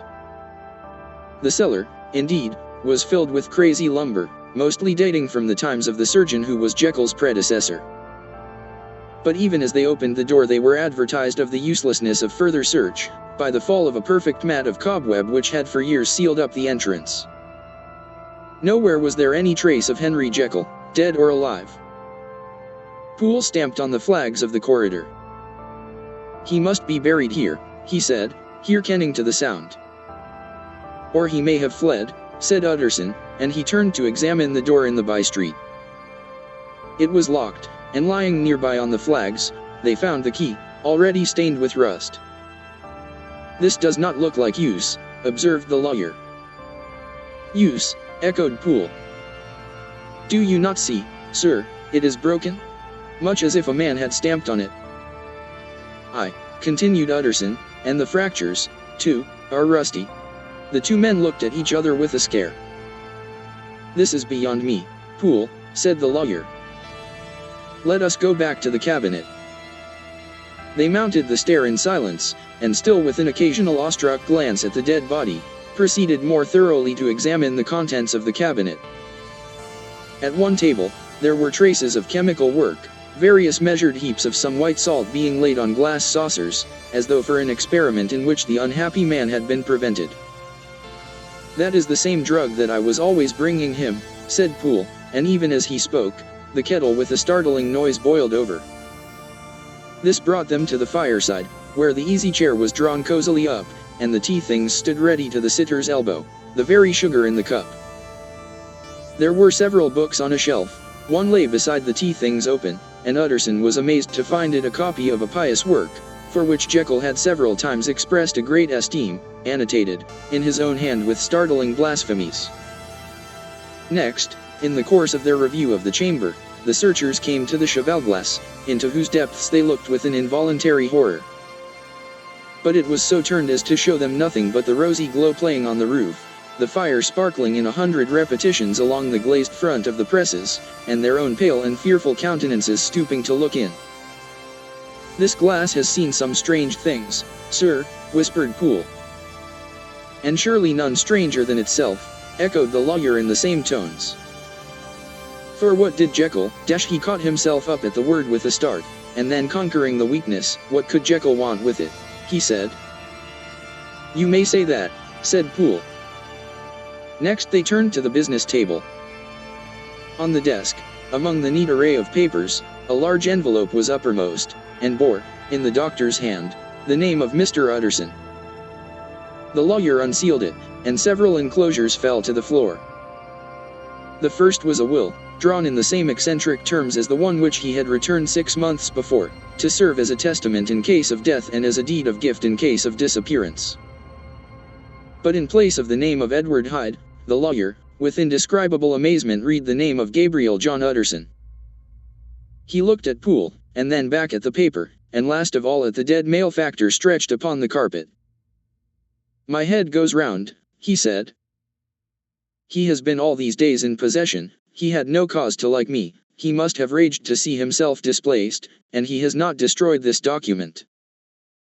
He caught up the next paper. It was a brief note in the doctor's hand and dated at the top.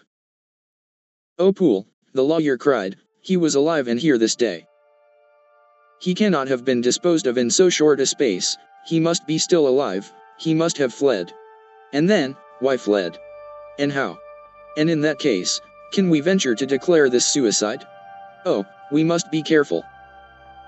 I foresee that we may yet involve your master in some dire catastrophe." "Why don't you read it, sir?" asked Poole. "Because I fear," replied the lawyer solemnly. "God grant I have no cause for it." And with that he brought the paper to his eyes and read as follows. "My dear Utterson, when this shall fall into your hands, I shall have disappeared. Under what circumstances I have not the penetration to foresee, but my instinct and all the circumstances of my nameless situation tell me that the end is sure and must be early. Go then, and first read the narrative which Lanyon warned me he was to place in your hands, and if you care to hear more, turn to the confession of your unworthy and unhappy friend, Henry Jekyll." "There was a third enclosure?" asked Utterson. "Here, sir," said Poole, and gave into his hands a considerable packet sealed in several places. The lawyer put it in his pocket. "I would say nothing of this paper. If your master has fled or is dead, we may at least save his credit. It is now 10, I must go home and read these documents in quiet, but I shall be back before midnight, when we shall send for the police." They went out, locking the door of the theater behind them, and Utterson, once more leaving the servants gathered about the fire in the hall, trudged back to his office to read the 2 narratives in which this mystery was now to be explained. Dr. Lanyon's narrative. On the 9th of January, now 4 days ago, I received by the evening delivery a registered envelope, addressed in the hand of my colleague and old school companion, Henry Jekyll. I was a good deal surprised by this, for we were by no means in the habit of correspondence. I had seen the man, dined with him, indeed, the night before, and I could imagine nothing in our intercourse that should justify formality of registration. The contents increased my wonder, for this is how the letter ran.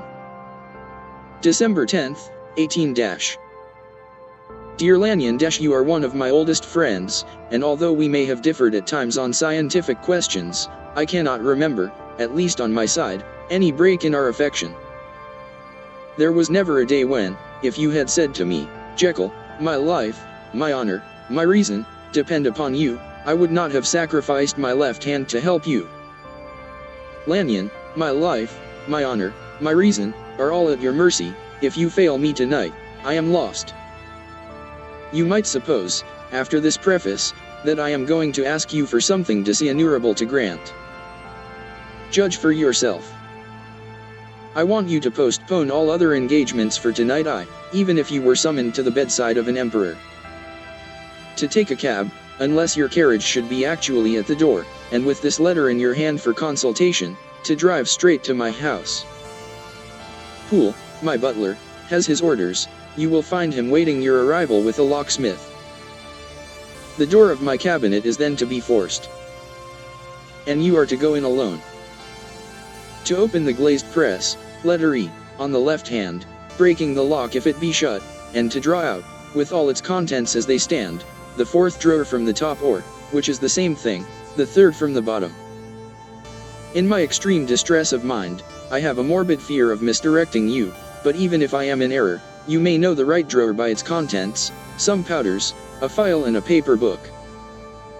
This drawer I beg of you to carry back with you to Cavendish Square exactly as it stands. That is the first part of the service. Now for the second. You should be back, if you set out at once on the receipt of this, long before midnight. But I will leave you that amount of margin, not only in the fear of one of those obstacles that can neither be prevented nor foreseen, but because an hour when your servants are in bed is to be preferred for what will then remain to do. At midnight, then, I have to ask you to be alone in your consulting room, to admit with your own hand into the house a man who will present himself in my name, and to place in his hands the drawer that you will have brought with you from my cabinet. Then you will have played your part and earned my gratitude completely. 5 minutes afterwards, if you insist upon an explanation, you will have understood that these arrangements are of capital importance, and that by the neglect of one of them, fantastic as they must appear, you might have charged your conscience with my death or the shipwreck of my reason. Confident as I am that you will not trifle with this appeal, my heart sinks and my hand trembles at the bare thought of such a possibility. Think of me at this hour, in a strange place, laboring under a blackness of distress that no fancy can exaggerate, and yet well aware that, if you will but punctually serve me, my troubles will roll away like a story that is told. Serve me, my dear Lanyon, and save your friend, H.J. P.S. I had already sealed this up when a fresh terror struck upon my soul. It is possible that the post office may fail me, and this letter not come into your hands until tomorrow morning. In that case, dear Lanyon, do my errand when it shall be most convenient for you in the course of the day, and once more expect my messenger at midnight. It may then already be too late, and if that night passes without event, you will know that you have seen the last of Henry Jekyll. Upon the reading of this letter, I made sure my colleague was insane, but till that was proved beyond the possibility of doubt, I felt bound to do as he requested. The less I understood of this farrago, the less I was in a position to judge of its importance, and an appeal so worded could not be set aside without a grave responsibility. I rose accordingly from table, got into a hansom, and drove straight to Jekyll's house. The butler was awaiting my arrival. He had received by the same post as mine a registered letter of instruction, and had sent at once for a locksmith and a carpenter. The tradesmen came while we were yet speaking, and we moved in a body to old Dr. Denman's surgical theatre, from which, as you are doubtless aware, Jekyll's private cabinet is most conveniently entered. The door was very strong, the lock excellent. The carpenter avowed he would have great trouble and have to do much damage, if force were to be used, and the locksmith was near despair. But this last was a handy fellow, and after 2 hours' work, the door stood open. The press marked E was unlocked, and I took out the drawer, had it filled up with straw and tied in a sheet, and returned with it to Cavendish Square. Here I proceeded to examine its contents.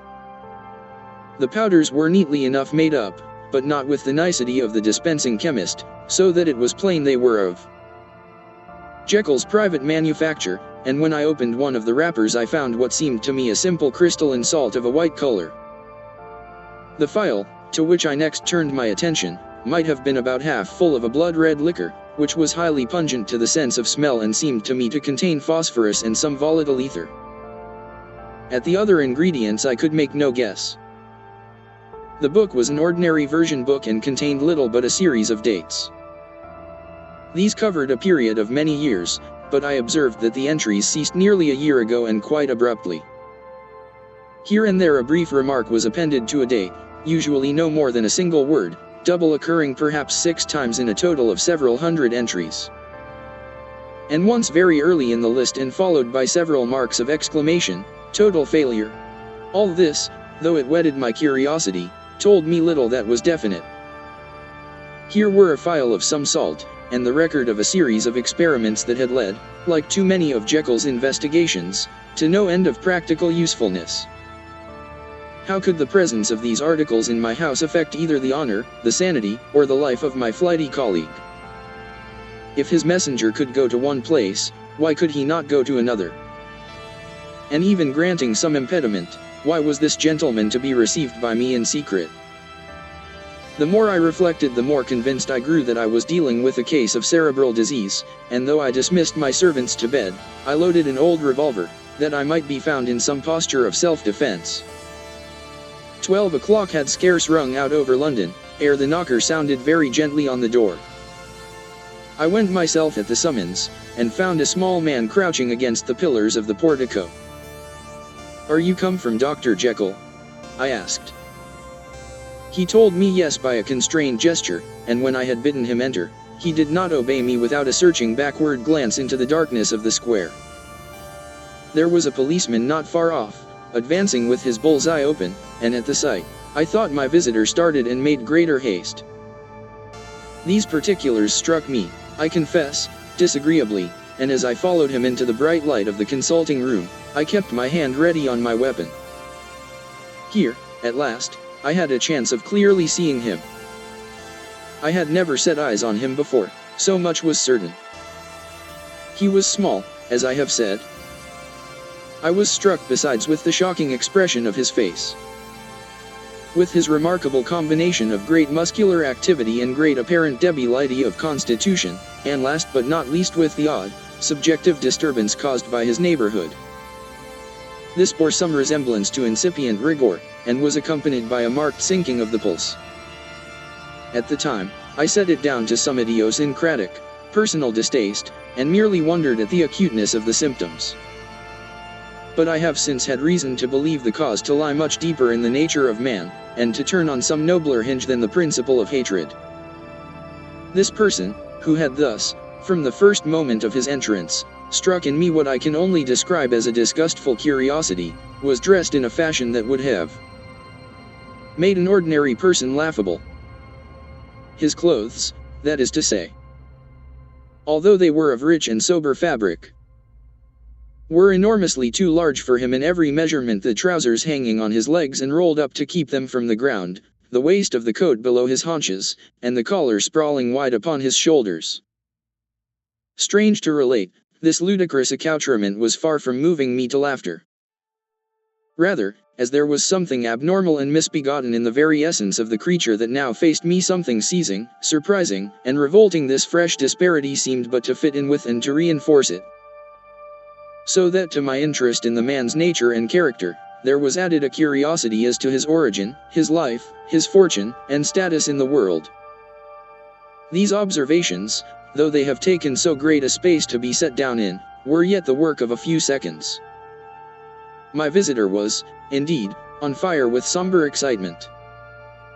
"Have you got it?" he cried. "Have you got it?" And so lively was his impatience that he even laid his hand upon my arm and sought to shake me. I put him back, conscious at his touch of a certain icy pang along my blood. "Come, sir," said I, "you forget that I have not yet the pleasure of your acquaintance. Be seated, if you please." And I showed him an example, and sat down myself in my customary seat, and with as fair an imitation of my ordinary manner to a patient, as the lateness of the hour, the nature of my preoccupations, and the horror I had of my visitor, would suffer me to muster. "I beg your pardon, Dr. Lanyon," he replied civilly enough. "What you say is very well founded, and my impatience has shown its heels to my politeness. I come here at the instance of your colleague, Dr. Henry Jekyll, on a piece of business of some moment." And I understood. He paused and put his hand to his throat, and I could see, in spite of his collected manner, that he was wrestling against the approaches of the hysteria, I understood, a drawer.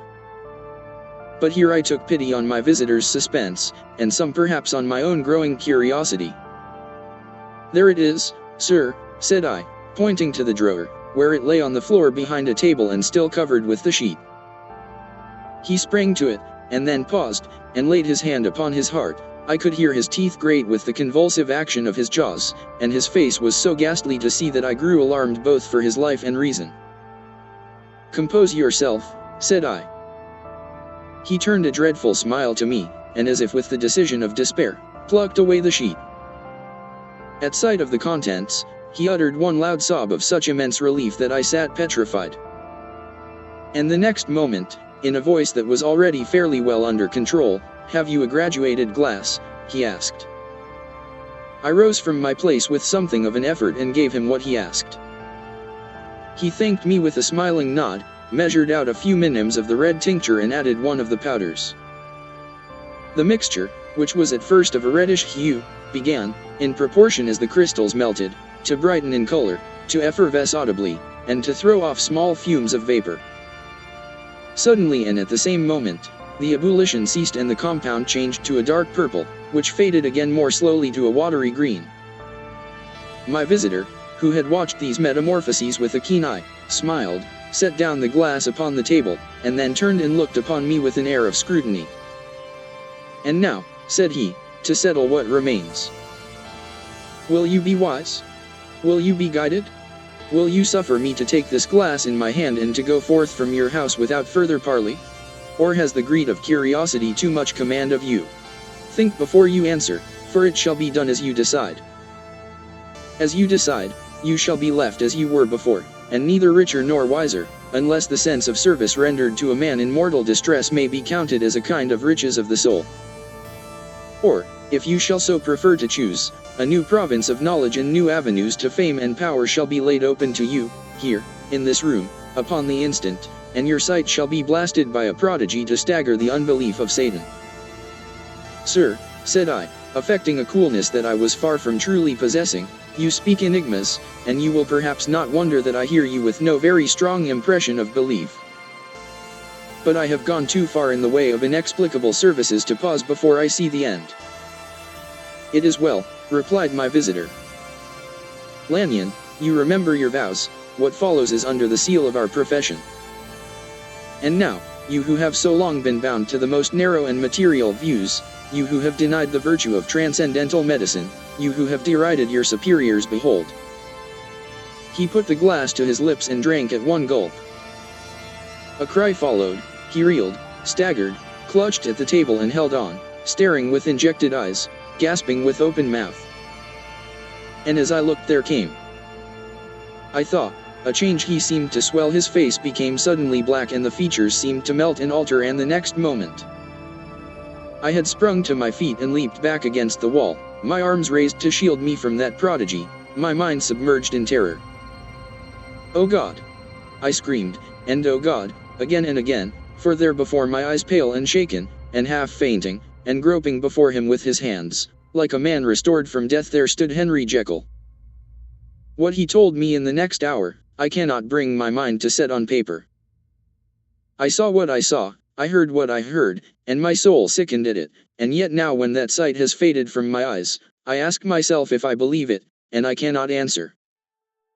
My life is shaken to its roots, sleep has left me, the deadliest terror sits by me at all hours of the day and night, and I feel that my days are numbered, and that I must die, and yet I shall die. Incredulous. As for the moral turpitude that man unveiled to me, even with tears of penitence, I cannot, even in memory, dwell on it without a start of horror. I will say but one thing, Utterson, and that, if you can bring your mind to credit it, will be more than enough. The creature who crept into my house that night was, on Jekyll's own confession, known by the name of Hyde and hunted for in every corner of the land as the murderer of Carew. Hasty Lanyon. Henry Jekyll's full statement of the case. I was born in the year 18 to a large fortune. Endowed besides with excellent parts, inclined by nature to industry, fond of the respect of the wise and good among my fellow men, and thus, as might have been supposed, with every guarantee of an honorable and distinguished future. And indeed the worst of my faults was a certain impatient gaiety of disposition, such as has made the happiness of many, but such as I found it hard to reconcile with my imperious desire to carry my head high, and wear a more than commonly grave countenance before the public. Hence it came about that I concealed my pleasures, and that when I reached years of reflection, and began to look round me and take stock of my progress and position in the world, I stood already committed to a profound duplicity of life. Many a man would have even blazed such irregularities as I was guilty of, but from the high views that I had set before me, I regarded and hid them with an almost morbid sense of shame.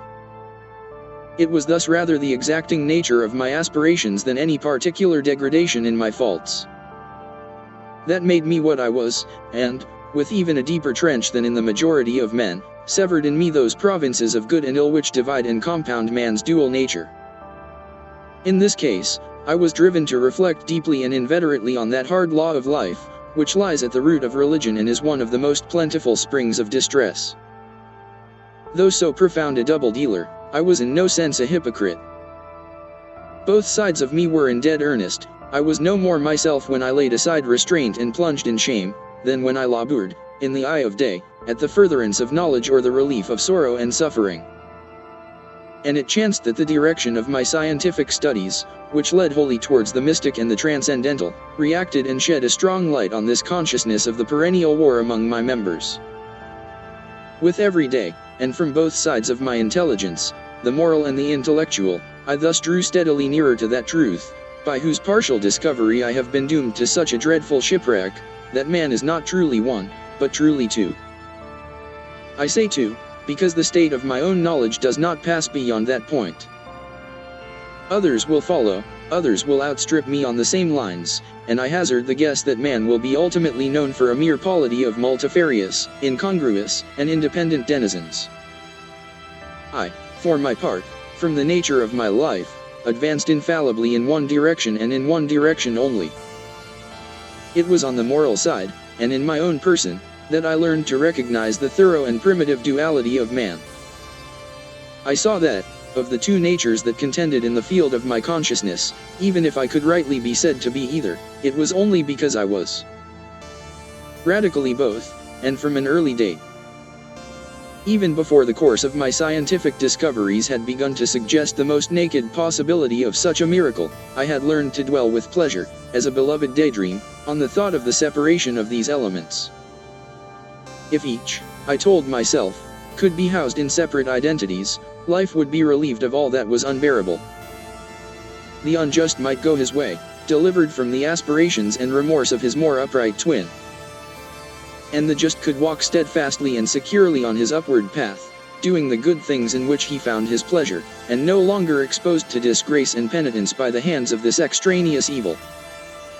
It was the curse of mankind that these incongruous faggots were thus bound together, that in the agonist womb of consciousness, these polar twins should be continuously struggling.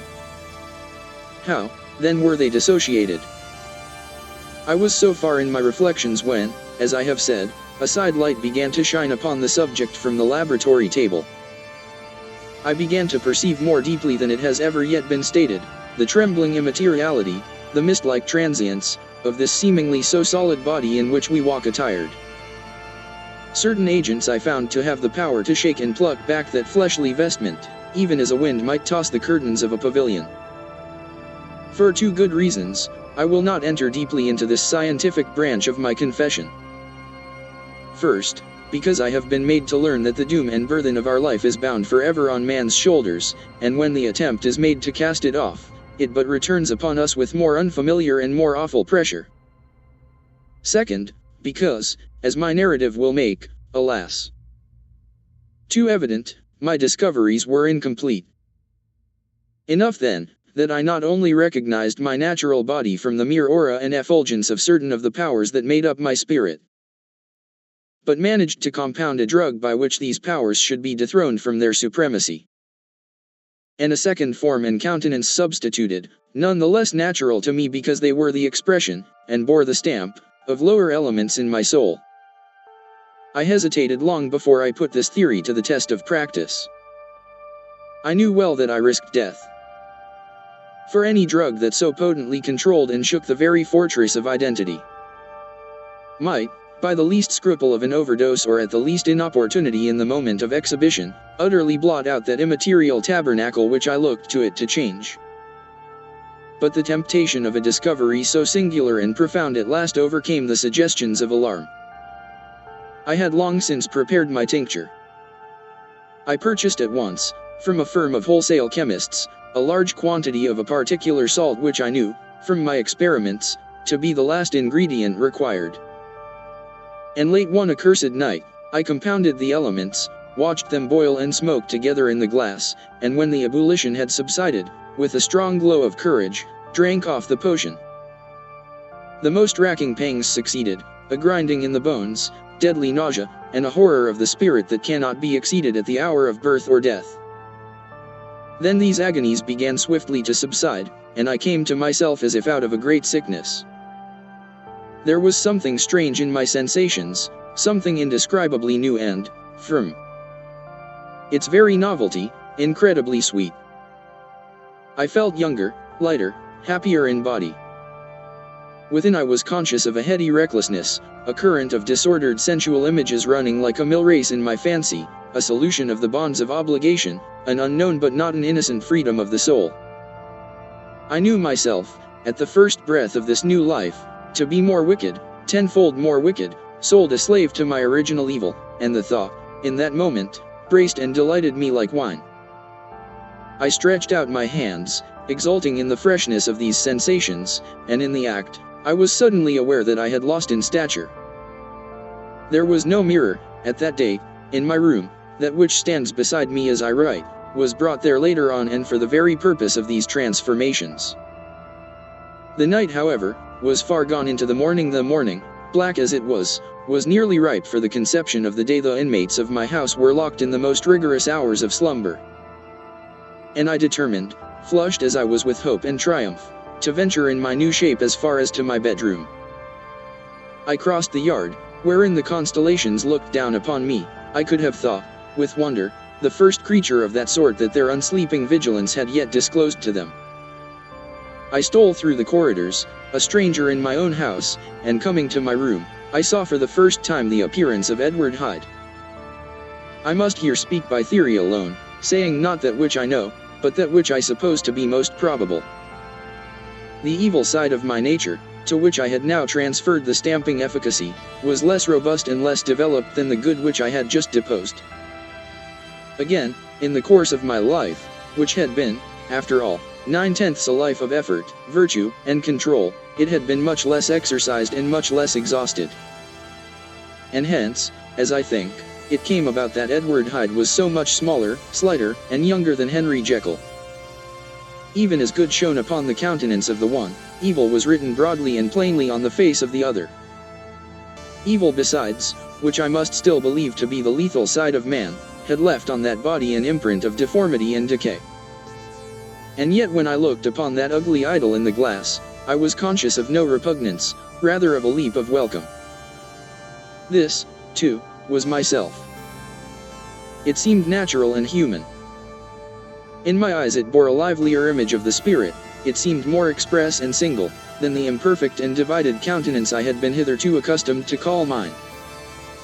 And in so far I was doubtless right. I have observed that when I wore the semblance of Edward Hyde, none could come near to me at first without a visible misgiving of the flesh. This, as I take it, was because all human beings, as we meet them, are commingled out of good and evil, and Edward Hyde, alone in the ranks of mankind, was pure evil. I lingered but a moment at the mirror. The second and conclusive experiment had yet to be attempted. It yet remained to be seen if I had lost my identity beyond redemption and must flee before daylight from a house that was no longer mine, and hurrying back to my cabinet, I once more prepared and drank the cup, once more suffered the pangs of dissolution, and came to myself once more with the character, the stature, and the face of Henry Jekyll. That night I had come to the fatal crossroads. Had I approached my discovery in a more noble spirit? Had I risked the experiment while under the empire of generous or pious aspirations, all must have been otherwise, and from these agonies of death and birth, I had come forth an angel instead of a fiend. The drug had no discriminating action, it was neither diabolical nor divine, it but shook the doors of the prison house of my disposition, and like the captives of Philippi, that which stood within ran forth. At that time my virtue slumbered, my evil, kept awake by ambition, was alert and swift to seize the occasion, and the thing that was projected was Edward Hyde. Hence, although I had now two characters as well as two appearances, one was wholly evil, and the other was still the old Henry Jekyll, that incongruous compound of whose reformation and improvement I had already learned to despair. The movement was thus wholly toward the worse. Even at that time, I had not conquered my aversions to the dryness of a life of study. I would still be merrily disposed at times. And as my pleasures were, to say the least, undignified, and I was not only well known and highly considered, but growing towards the elderly man, this incoherency of my life was daily growing more unwelcome. It was on this side that my new power tempted me until I fell in slavery. I had but to drink the cup, to doff at once the body of the noted professor, and to assume, like a thick cloak, that of Edward Hyde.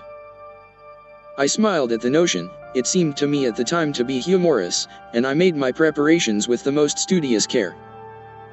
I took and furnished that house in Soho, to which Hyde was tracked by the police, and engaged as a housekeeper a creature whom I knew well to be silent and unscrupulous. On the other side, I announced to my servants that a Mr. Hyde, whom I described, was to have full liberty and power about my house in the square, and to parry mishaps, I even called and made myself a familiar object, in my second character. I next drew up that will to which you so much objected, so that if anything befell me in the person of Dr. Jekyll, I could enter on that of Edward Hyde without pecuniary loss. And thus fortified, as I supposed, on every side, I began to profit by the strange immunities of my position. Men have before hired bravos to transact their crimes, while their own person and reputation sat under shelter. I was the first that ever did so for his pleasures. I was the first that could plod in the public eye with a load of genial respectability, and in a moment, like a schoolboy, strip off these lendings and spring headlong into the sea of liberty. But for me, in my impenetrable mantle, the safety was complete. Think of it, I did not even exist. Let me but escape into my laboratory door, give me but a second or two to mix and swallow the draught that I had always standing ready.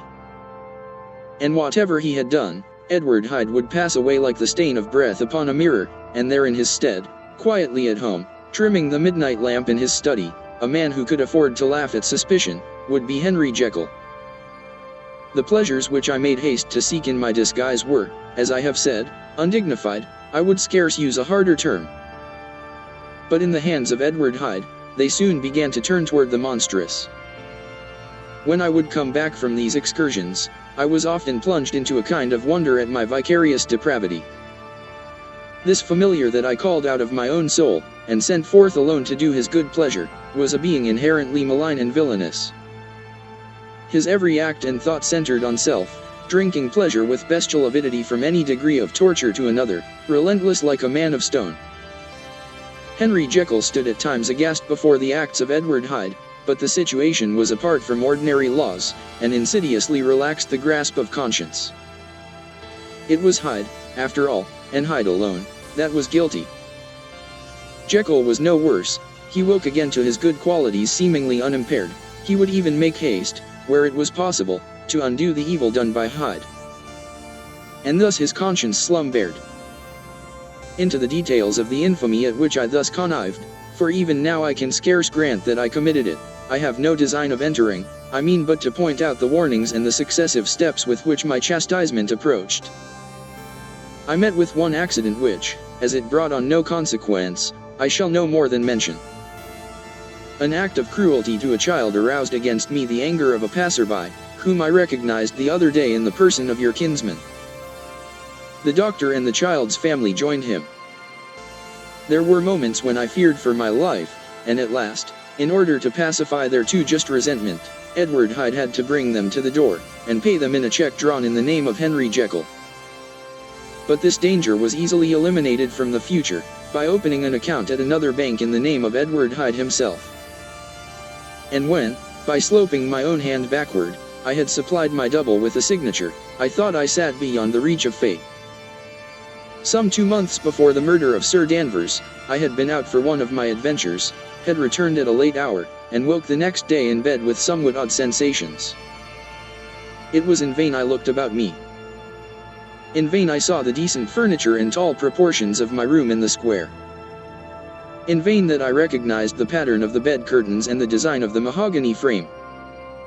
Something still kept insisting that I was not where I was, that I had not wakened where I seemed to be, but in the little room in Soho where I was accustomed to sleep in the body of Edward Hyde. I smiled to myself, and in my psychological way, began lazily to inquire into the elements of this illusion, occasionally, even as I did so, dropping back into a comfortable morning doze. I was still so engaged when, in one of my more wakeful moments, my eyes fell upon my hand. Now the hand of Henry Jekyll, as you have often remarked, was professional in shape and size. It was large, firm, white, and comely.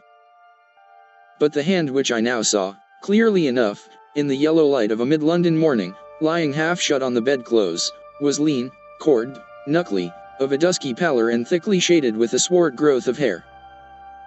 It was the hand of Edward Hyde. I must have stared upon it for near half a minute, sunk as I was in the mere stupidity of wonder, before terror woke up in my breast as sudden and startling as the crash of cymbals, and bounding from my bed I rushed to the mirror. At the sight that met my eyes, my blood was changed into something exquisitely thin and icy. Yes, I had gone to bed Henry Jekyll, I had awakened Edward Hyde.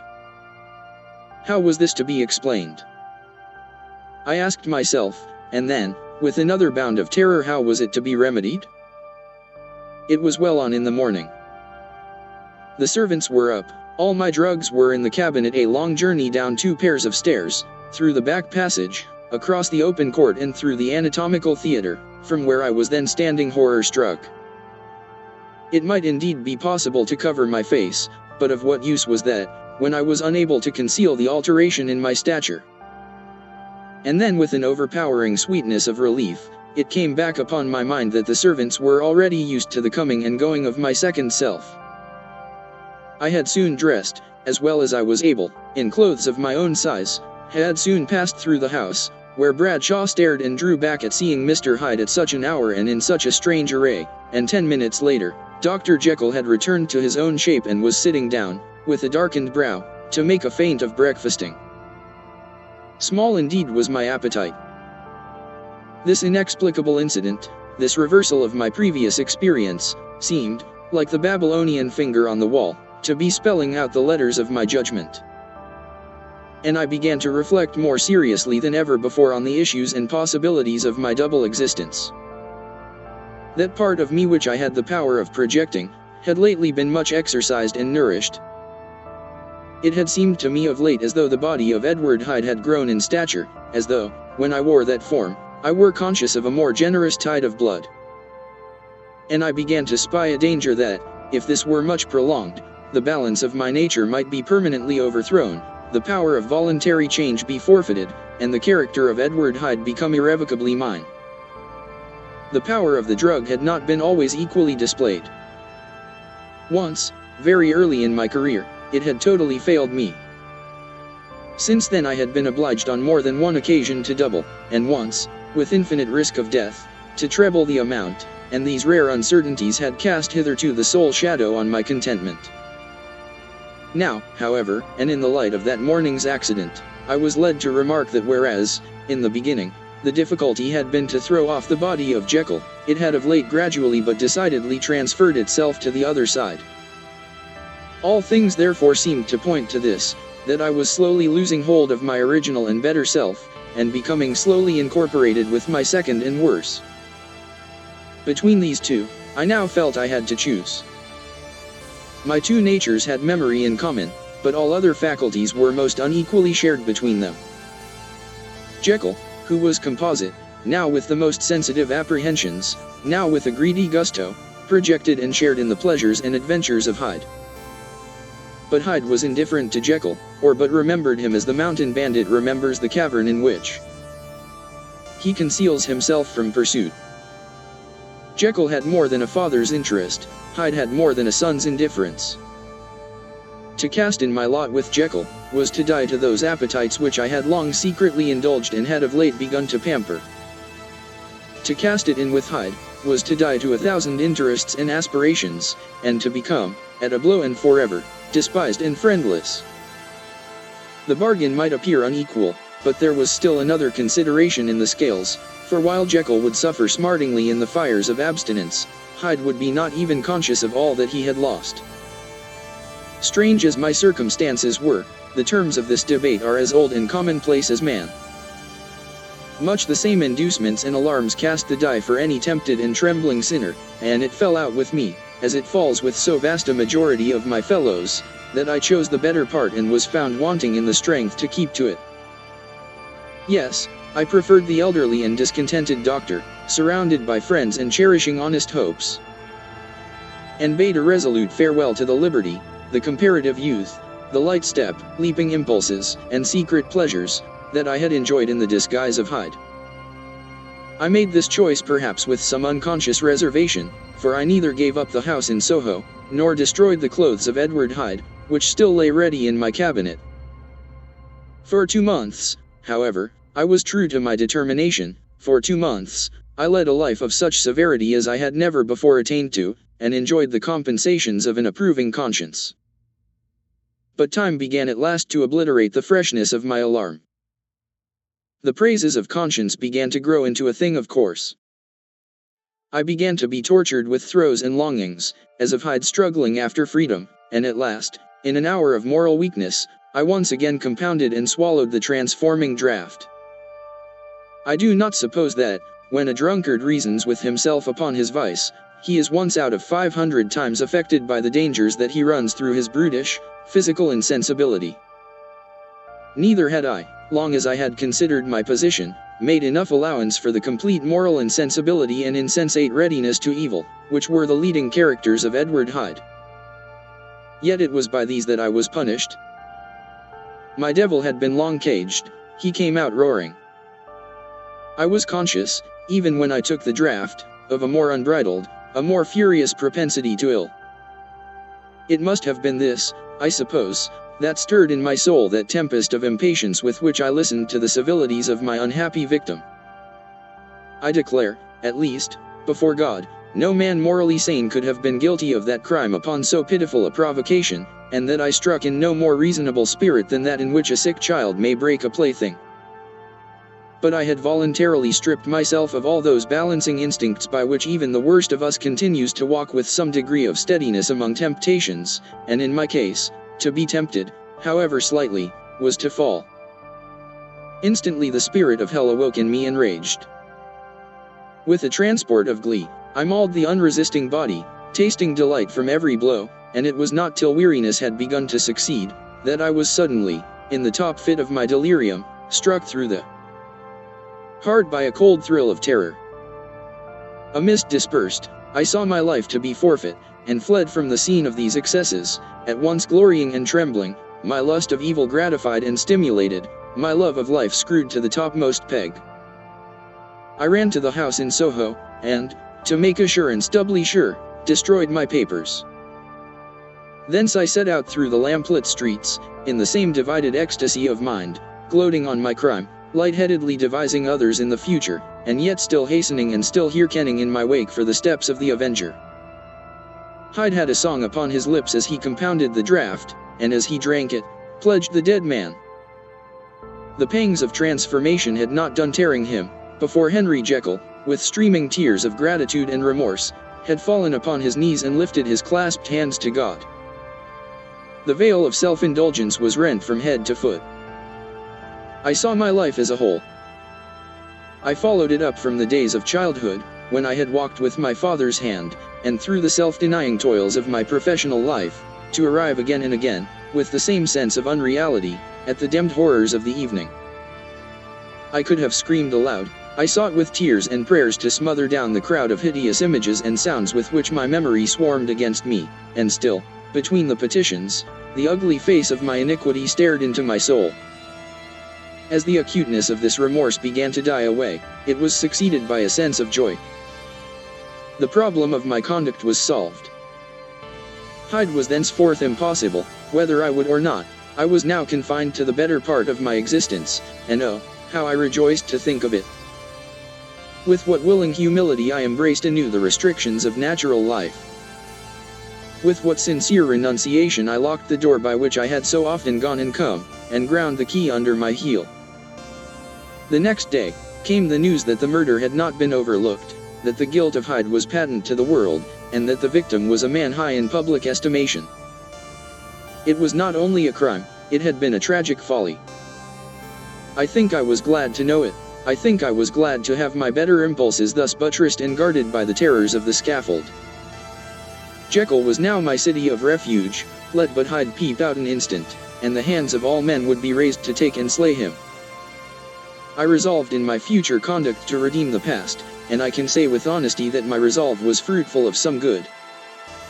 You know yourself how earnestly, in the last months of the last year, I labored to relieve suffering. You know that much was done for others, and that the days passed quietly, almost happily for myself. Nor can I truly say that I wearied of this beneficent and innocent life. I think instead that I daily enjoyed it more completely, but I was still cursed with my duality of purpose, and as the first edge of my penitence wore off, the lower side of me, so long indulged, so recently chained down, began to growl for license. Not that I dreamed of resuscitating Hyde. The bare idea of that would startle me to frenzy. No, it was in my own person that I was once more tempted to trifle with my conscience, and it was as an ordinary secret sinner that I at last fell before the assaults of temptation. There comes an end to all things, the most capacious measure is filled at last, and this brief condescension to my evil finally destroyed the balance of my soul. And yet I was not alarmed, the fall seemed natural, like a return to the old days before I had made my discovery. It was a fine, clear, January day, wet underfoot where the frost had melted, but cloudless overhead, and the Regent's Park was full of winter chirrupings and sweet with spring odors. I sat in the sun on a bench, the animal within me licking the chops of memory, the spiritual side a little drowsed, promising subsequent penitence, but not yet moved to begin. After all, I reflected, I was like my neighbors, and then I smiled, comparing myself with other men, comparing my active goodwill with the lazy cruelty of their neglect. And at the very moment of that vainglorious thought, a qualm came over me, a horrid nausea and the most deadly shuddering. These passed away, and left me faint, and then as in its turn faintness subsided, I began to be aware of a change in the temper of my thoughts, a greater boldness, a contempt of danger, a solution of the bonds of obligation. I looked down, my clothes hung formlessly on my shrunken limbs, the hand that lay on my knee was cord and hairy. I was once more Edward Hyde. A moment before I had been safe of all men's respect, wealthy, beloved, the cloth laying for me in the dining room at home, and now I was the common quarry of mankind, hunted, houseless, a known murderer, thrall to the gallows. My reason wavered, but it did not fail me utterly. I have more than once observed that in my second character, my faculties seemed sharpened to a point and my spirits more tensely elastic. Thus it came about that, where Jekyll perhaps might have succumbed, Hyde rose to the importance of the moment. My drugs were in one of the presses of my cabinet. How was I to reach them? That was the problem that, crushing my temples in my hands, I set myself to solve. The laboratory door I had closed. If I sought to enter by the house, my own servants would consign me to the gallows. I saw I must employ another hand, and thought of Lanyon. How was he to be reached? How persuaded? Supposing that I escaped capture in the streets, how was I to make my way into his presence? And how should I, an unknown and displeasing visitor, prevail on the famous physician to rifle the study of his colleague, Dr. Jekyll? Then I remembered that of my original character, one part remained to me. I could write my own hand, and once I had conceived that kindling spark, the way that I must follow became lighted up from end to end. Thereupon, I arranged my clothes as best I could, and summoning a passing hansom, drove to an hotel in Portland Street, the name of which I chanced to remember. At my appearance, which was indeed comical enough, however tragic a fate these garments covered, the driver could not conceal his mirth. I gnashed my teeth upon him with a gust of devilish fury, and the smile withered from his face happily for him yet more happily for myself, for in another instant I had certainly dragged him from his perch. At the inn, as I entered, I looked about me with so black a countenance as made the attendants tremble. Not a look did they exchange in my presence, but obsequiously took my orders, led me to a private room, and brought me wherewithal to write. Hyde in danger of his life was a creature new to me, shaken with inordinate anger, strung to the pitch of murder, lusting to inflict pain. Yet the creature was astute. Mastered his fury with a great effort of the will, composed his two important letters, one to Lanyon and one to Poole, and that he might receive actual evidence of their being posted, sent them out with directions that they should be registered. Thenceforward, he sat all day over the fire in the private room, gnawing his nails. There he dined, sitting alone with his fears, the waiter visibly quailing before his eye, and thence, when the night was fully come, he set forth in the corner of a closed cab, and was driven to and fro about the streets of the city. I say I cannot say, I. That child of hell had nothing human, nothing lived in him but fear and hatred. And when at last, thinking the driver had begun to grow suspicious, he discharged the cab and ventured on foot, attired in his misfitting clothes, an object marked out for observation, into the midst of the nocturnal passengers, these two base passions raged within him like a tempest. He walked fast, hunted by his fears, chattering to himself, skulking through the less frequented thoroughfares, counting the minutes that still divided him from midnight. Once a woman spoke to him, offering, I think, a box of lights. He smote her in the face, and she fled. When I came to myself at Lanyon's, the horror of my old friend perhaps affected me somewhat, I do not know, it was at least but a drop in the sea to the abhorrence with which I looked back upon these hours. A change had come over me. It was no longer the fear of the gallows, it was the horror of being Hyde that racked me. I received Lanyon's condemnation partly in a dream, it was partly in a dream that I came home to my own house and got into bed. I slept after the prostration of the day, with a stringent and profound slumber which not even the nightmares that wrung me could avail to break. I awoke in the morning shaken, weakened, but refreshed. I still hated and feared the thought of the brute that slept within me, and I had not of course forgotten the appalling dangers of the day before. But I was once more at home, in my own house and close to my drugs, and gratitude for my escape shone so strong in my soul that it almost rivaled the brightness of hope. I was stepping leisurely across the court after breakfast, drinking the chill of the air with pleasure, when I was seized again with those indescribable sensations that heralded the change. And I had but the time to gain the shelter of my cabinet, before I was once again raging and freezing with the passions of Hyde. It took on this occasion a double dose to recall me to myself, and alas! 6 hours after, as I sat looking sadly in the fire, the pangs returned, and the drug had to be re-administered. In short, from that day forth it seemed only by a great effort as of gymnastics, and only under the immediate stimulation of the drug, that I was able to wear the countenance of Jekyll.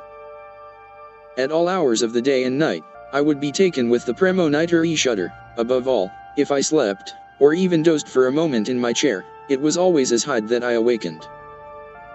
Under the strain of this continually impending doom and by the sleeplessness to which I now condemned myself, even beyond what I had thought possible to man, I became, in my own person, a creature eaten up and emptied by fever, languidly weak both in body and mind, and solely occupied by one thought, the horror of my other self. But when I slept, or when the virtue of the medicine wore off, I would leap almost without transition, for the pangs of transformation grew daily less marked, into the possession of a fancy brimming with images of terror. A soul boiling with causeless hatreds, and a body that seemed not strong enough to contain the raging energies of life. The powers of Hyde seemed to have grown with the sickliness of Jekyll. And certainly the hate that now divided them was equal on each side. With Jekyll, it was a thing of vital instinct. He had now seen the full deformity of that creature that shared with him some of the phenomena of consciousness, and was co-heir with him to death. And beyond these links of community, which in themselves made the most poignant part of his distress, he thought of Hyde, for all his energy of life, as of something not only hellish but inorganic. This was the shocking thing, that the slime of the pit seemed to utter cries and voices, that the amorphous dust gesticulated and sinned, that what was dead, and had no shape, should usurp the offices of life. And this again, that insurgent horror was knit to him closer than a wife, closer than an eye. Lay caged in his flesh, where he heard it mutter and felt it struggle to be born, and at every hour of weakness, and in the confidence of slumber, prevailed against him, and deposed him out of life. The hatred of Hyde for Jekyll was of a different order. His terror of the gallows drove him continually to commit temporary suicide, and return to his subordinate station of a part instead of a person. But he loathed the necessity, he loathed the despondency into which Jekyll was now fallen, and he resented the dislike with which he was himself regarded. Hence the ape-like tricks that he would play me, scrawling in my own hand blasphemies on the pages of my books, burning the letters and destroying the portrait of my father. And indeed, had it not been for his fear of death, he would long ago have ruined himself in order to involve me in the ruin. but his love of life is wonderful. I go further, I, who sicken and freeze at the mere thought of him, when I recall the abjection and passion of this attachment, and when I know how he fears my power to cut him off by suicide, I find it in my heart to pity him. It is useless, and the time awfully fails me, to prolong this description. No one has ever suffered such torments, let that suffice. And yet even to these, habit brought not alleviation but a certain callousness of soul, a certain acquiescence of despair. And my punishment might have gone on for years, but for the last calamity which has now fallen, and which has finally severed me from my own face and nature. My provision of the salt, which had never been renewed since the date of the first experiment, began to run low. I sent out for a fresh supply and mixed the draught, the ebullition followed, and the first change of color, not the second, I drank it and it was without efficiency. You will learn from Poole how I have had London ransacked, it was in vain, and I am now persuaded that my first supply was impure, and that it was that unknown impurity which lent efficacy to the draught. About a week has passed, and I am now finishing this statement under the influence of the last of the old powders.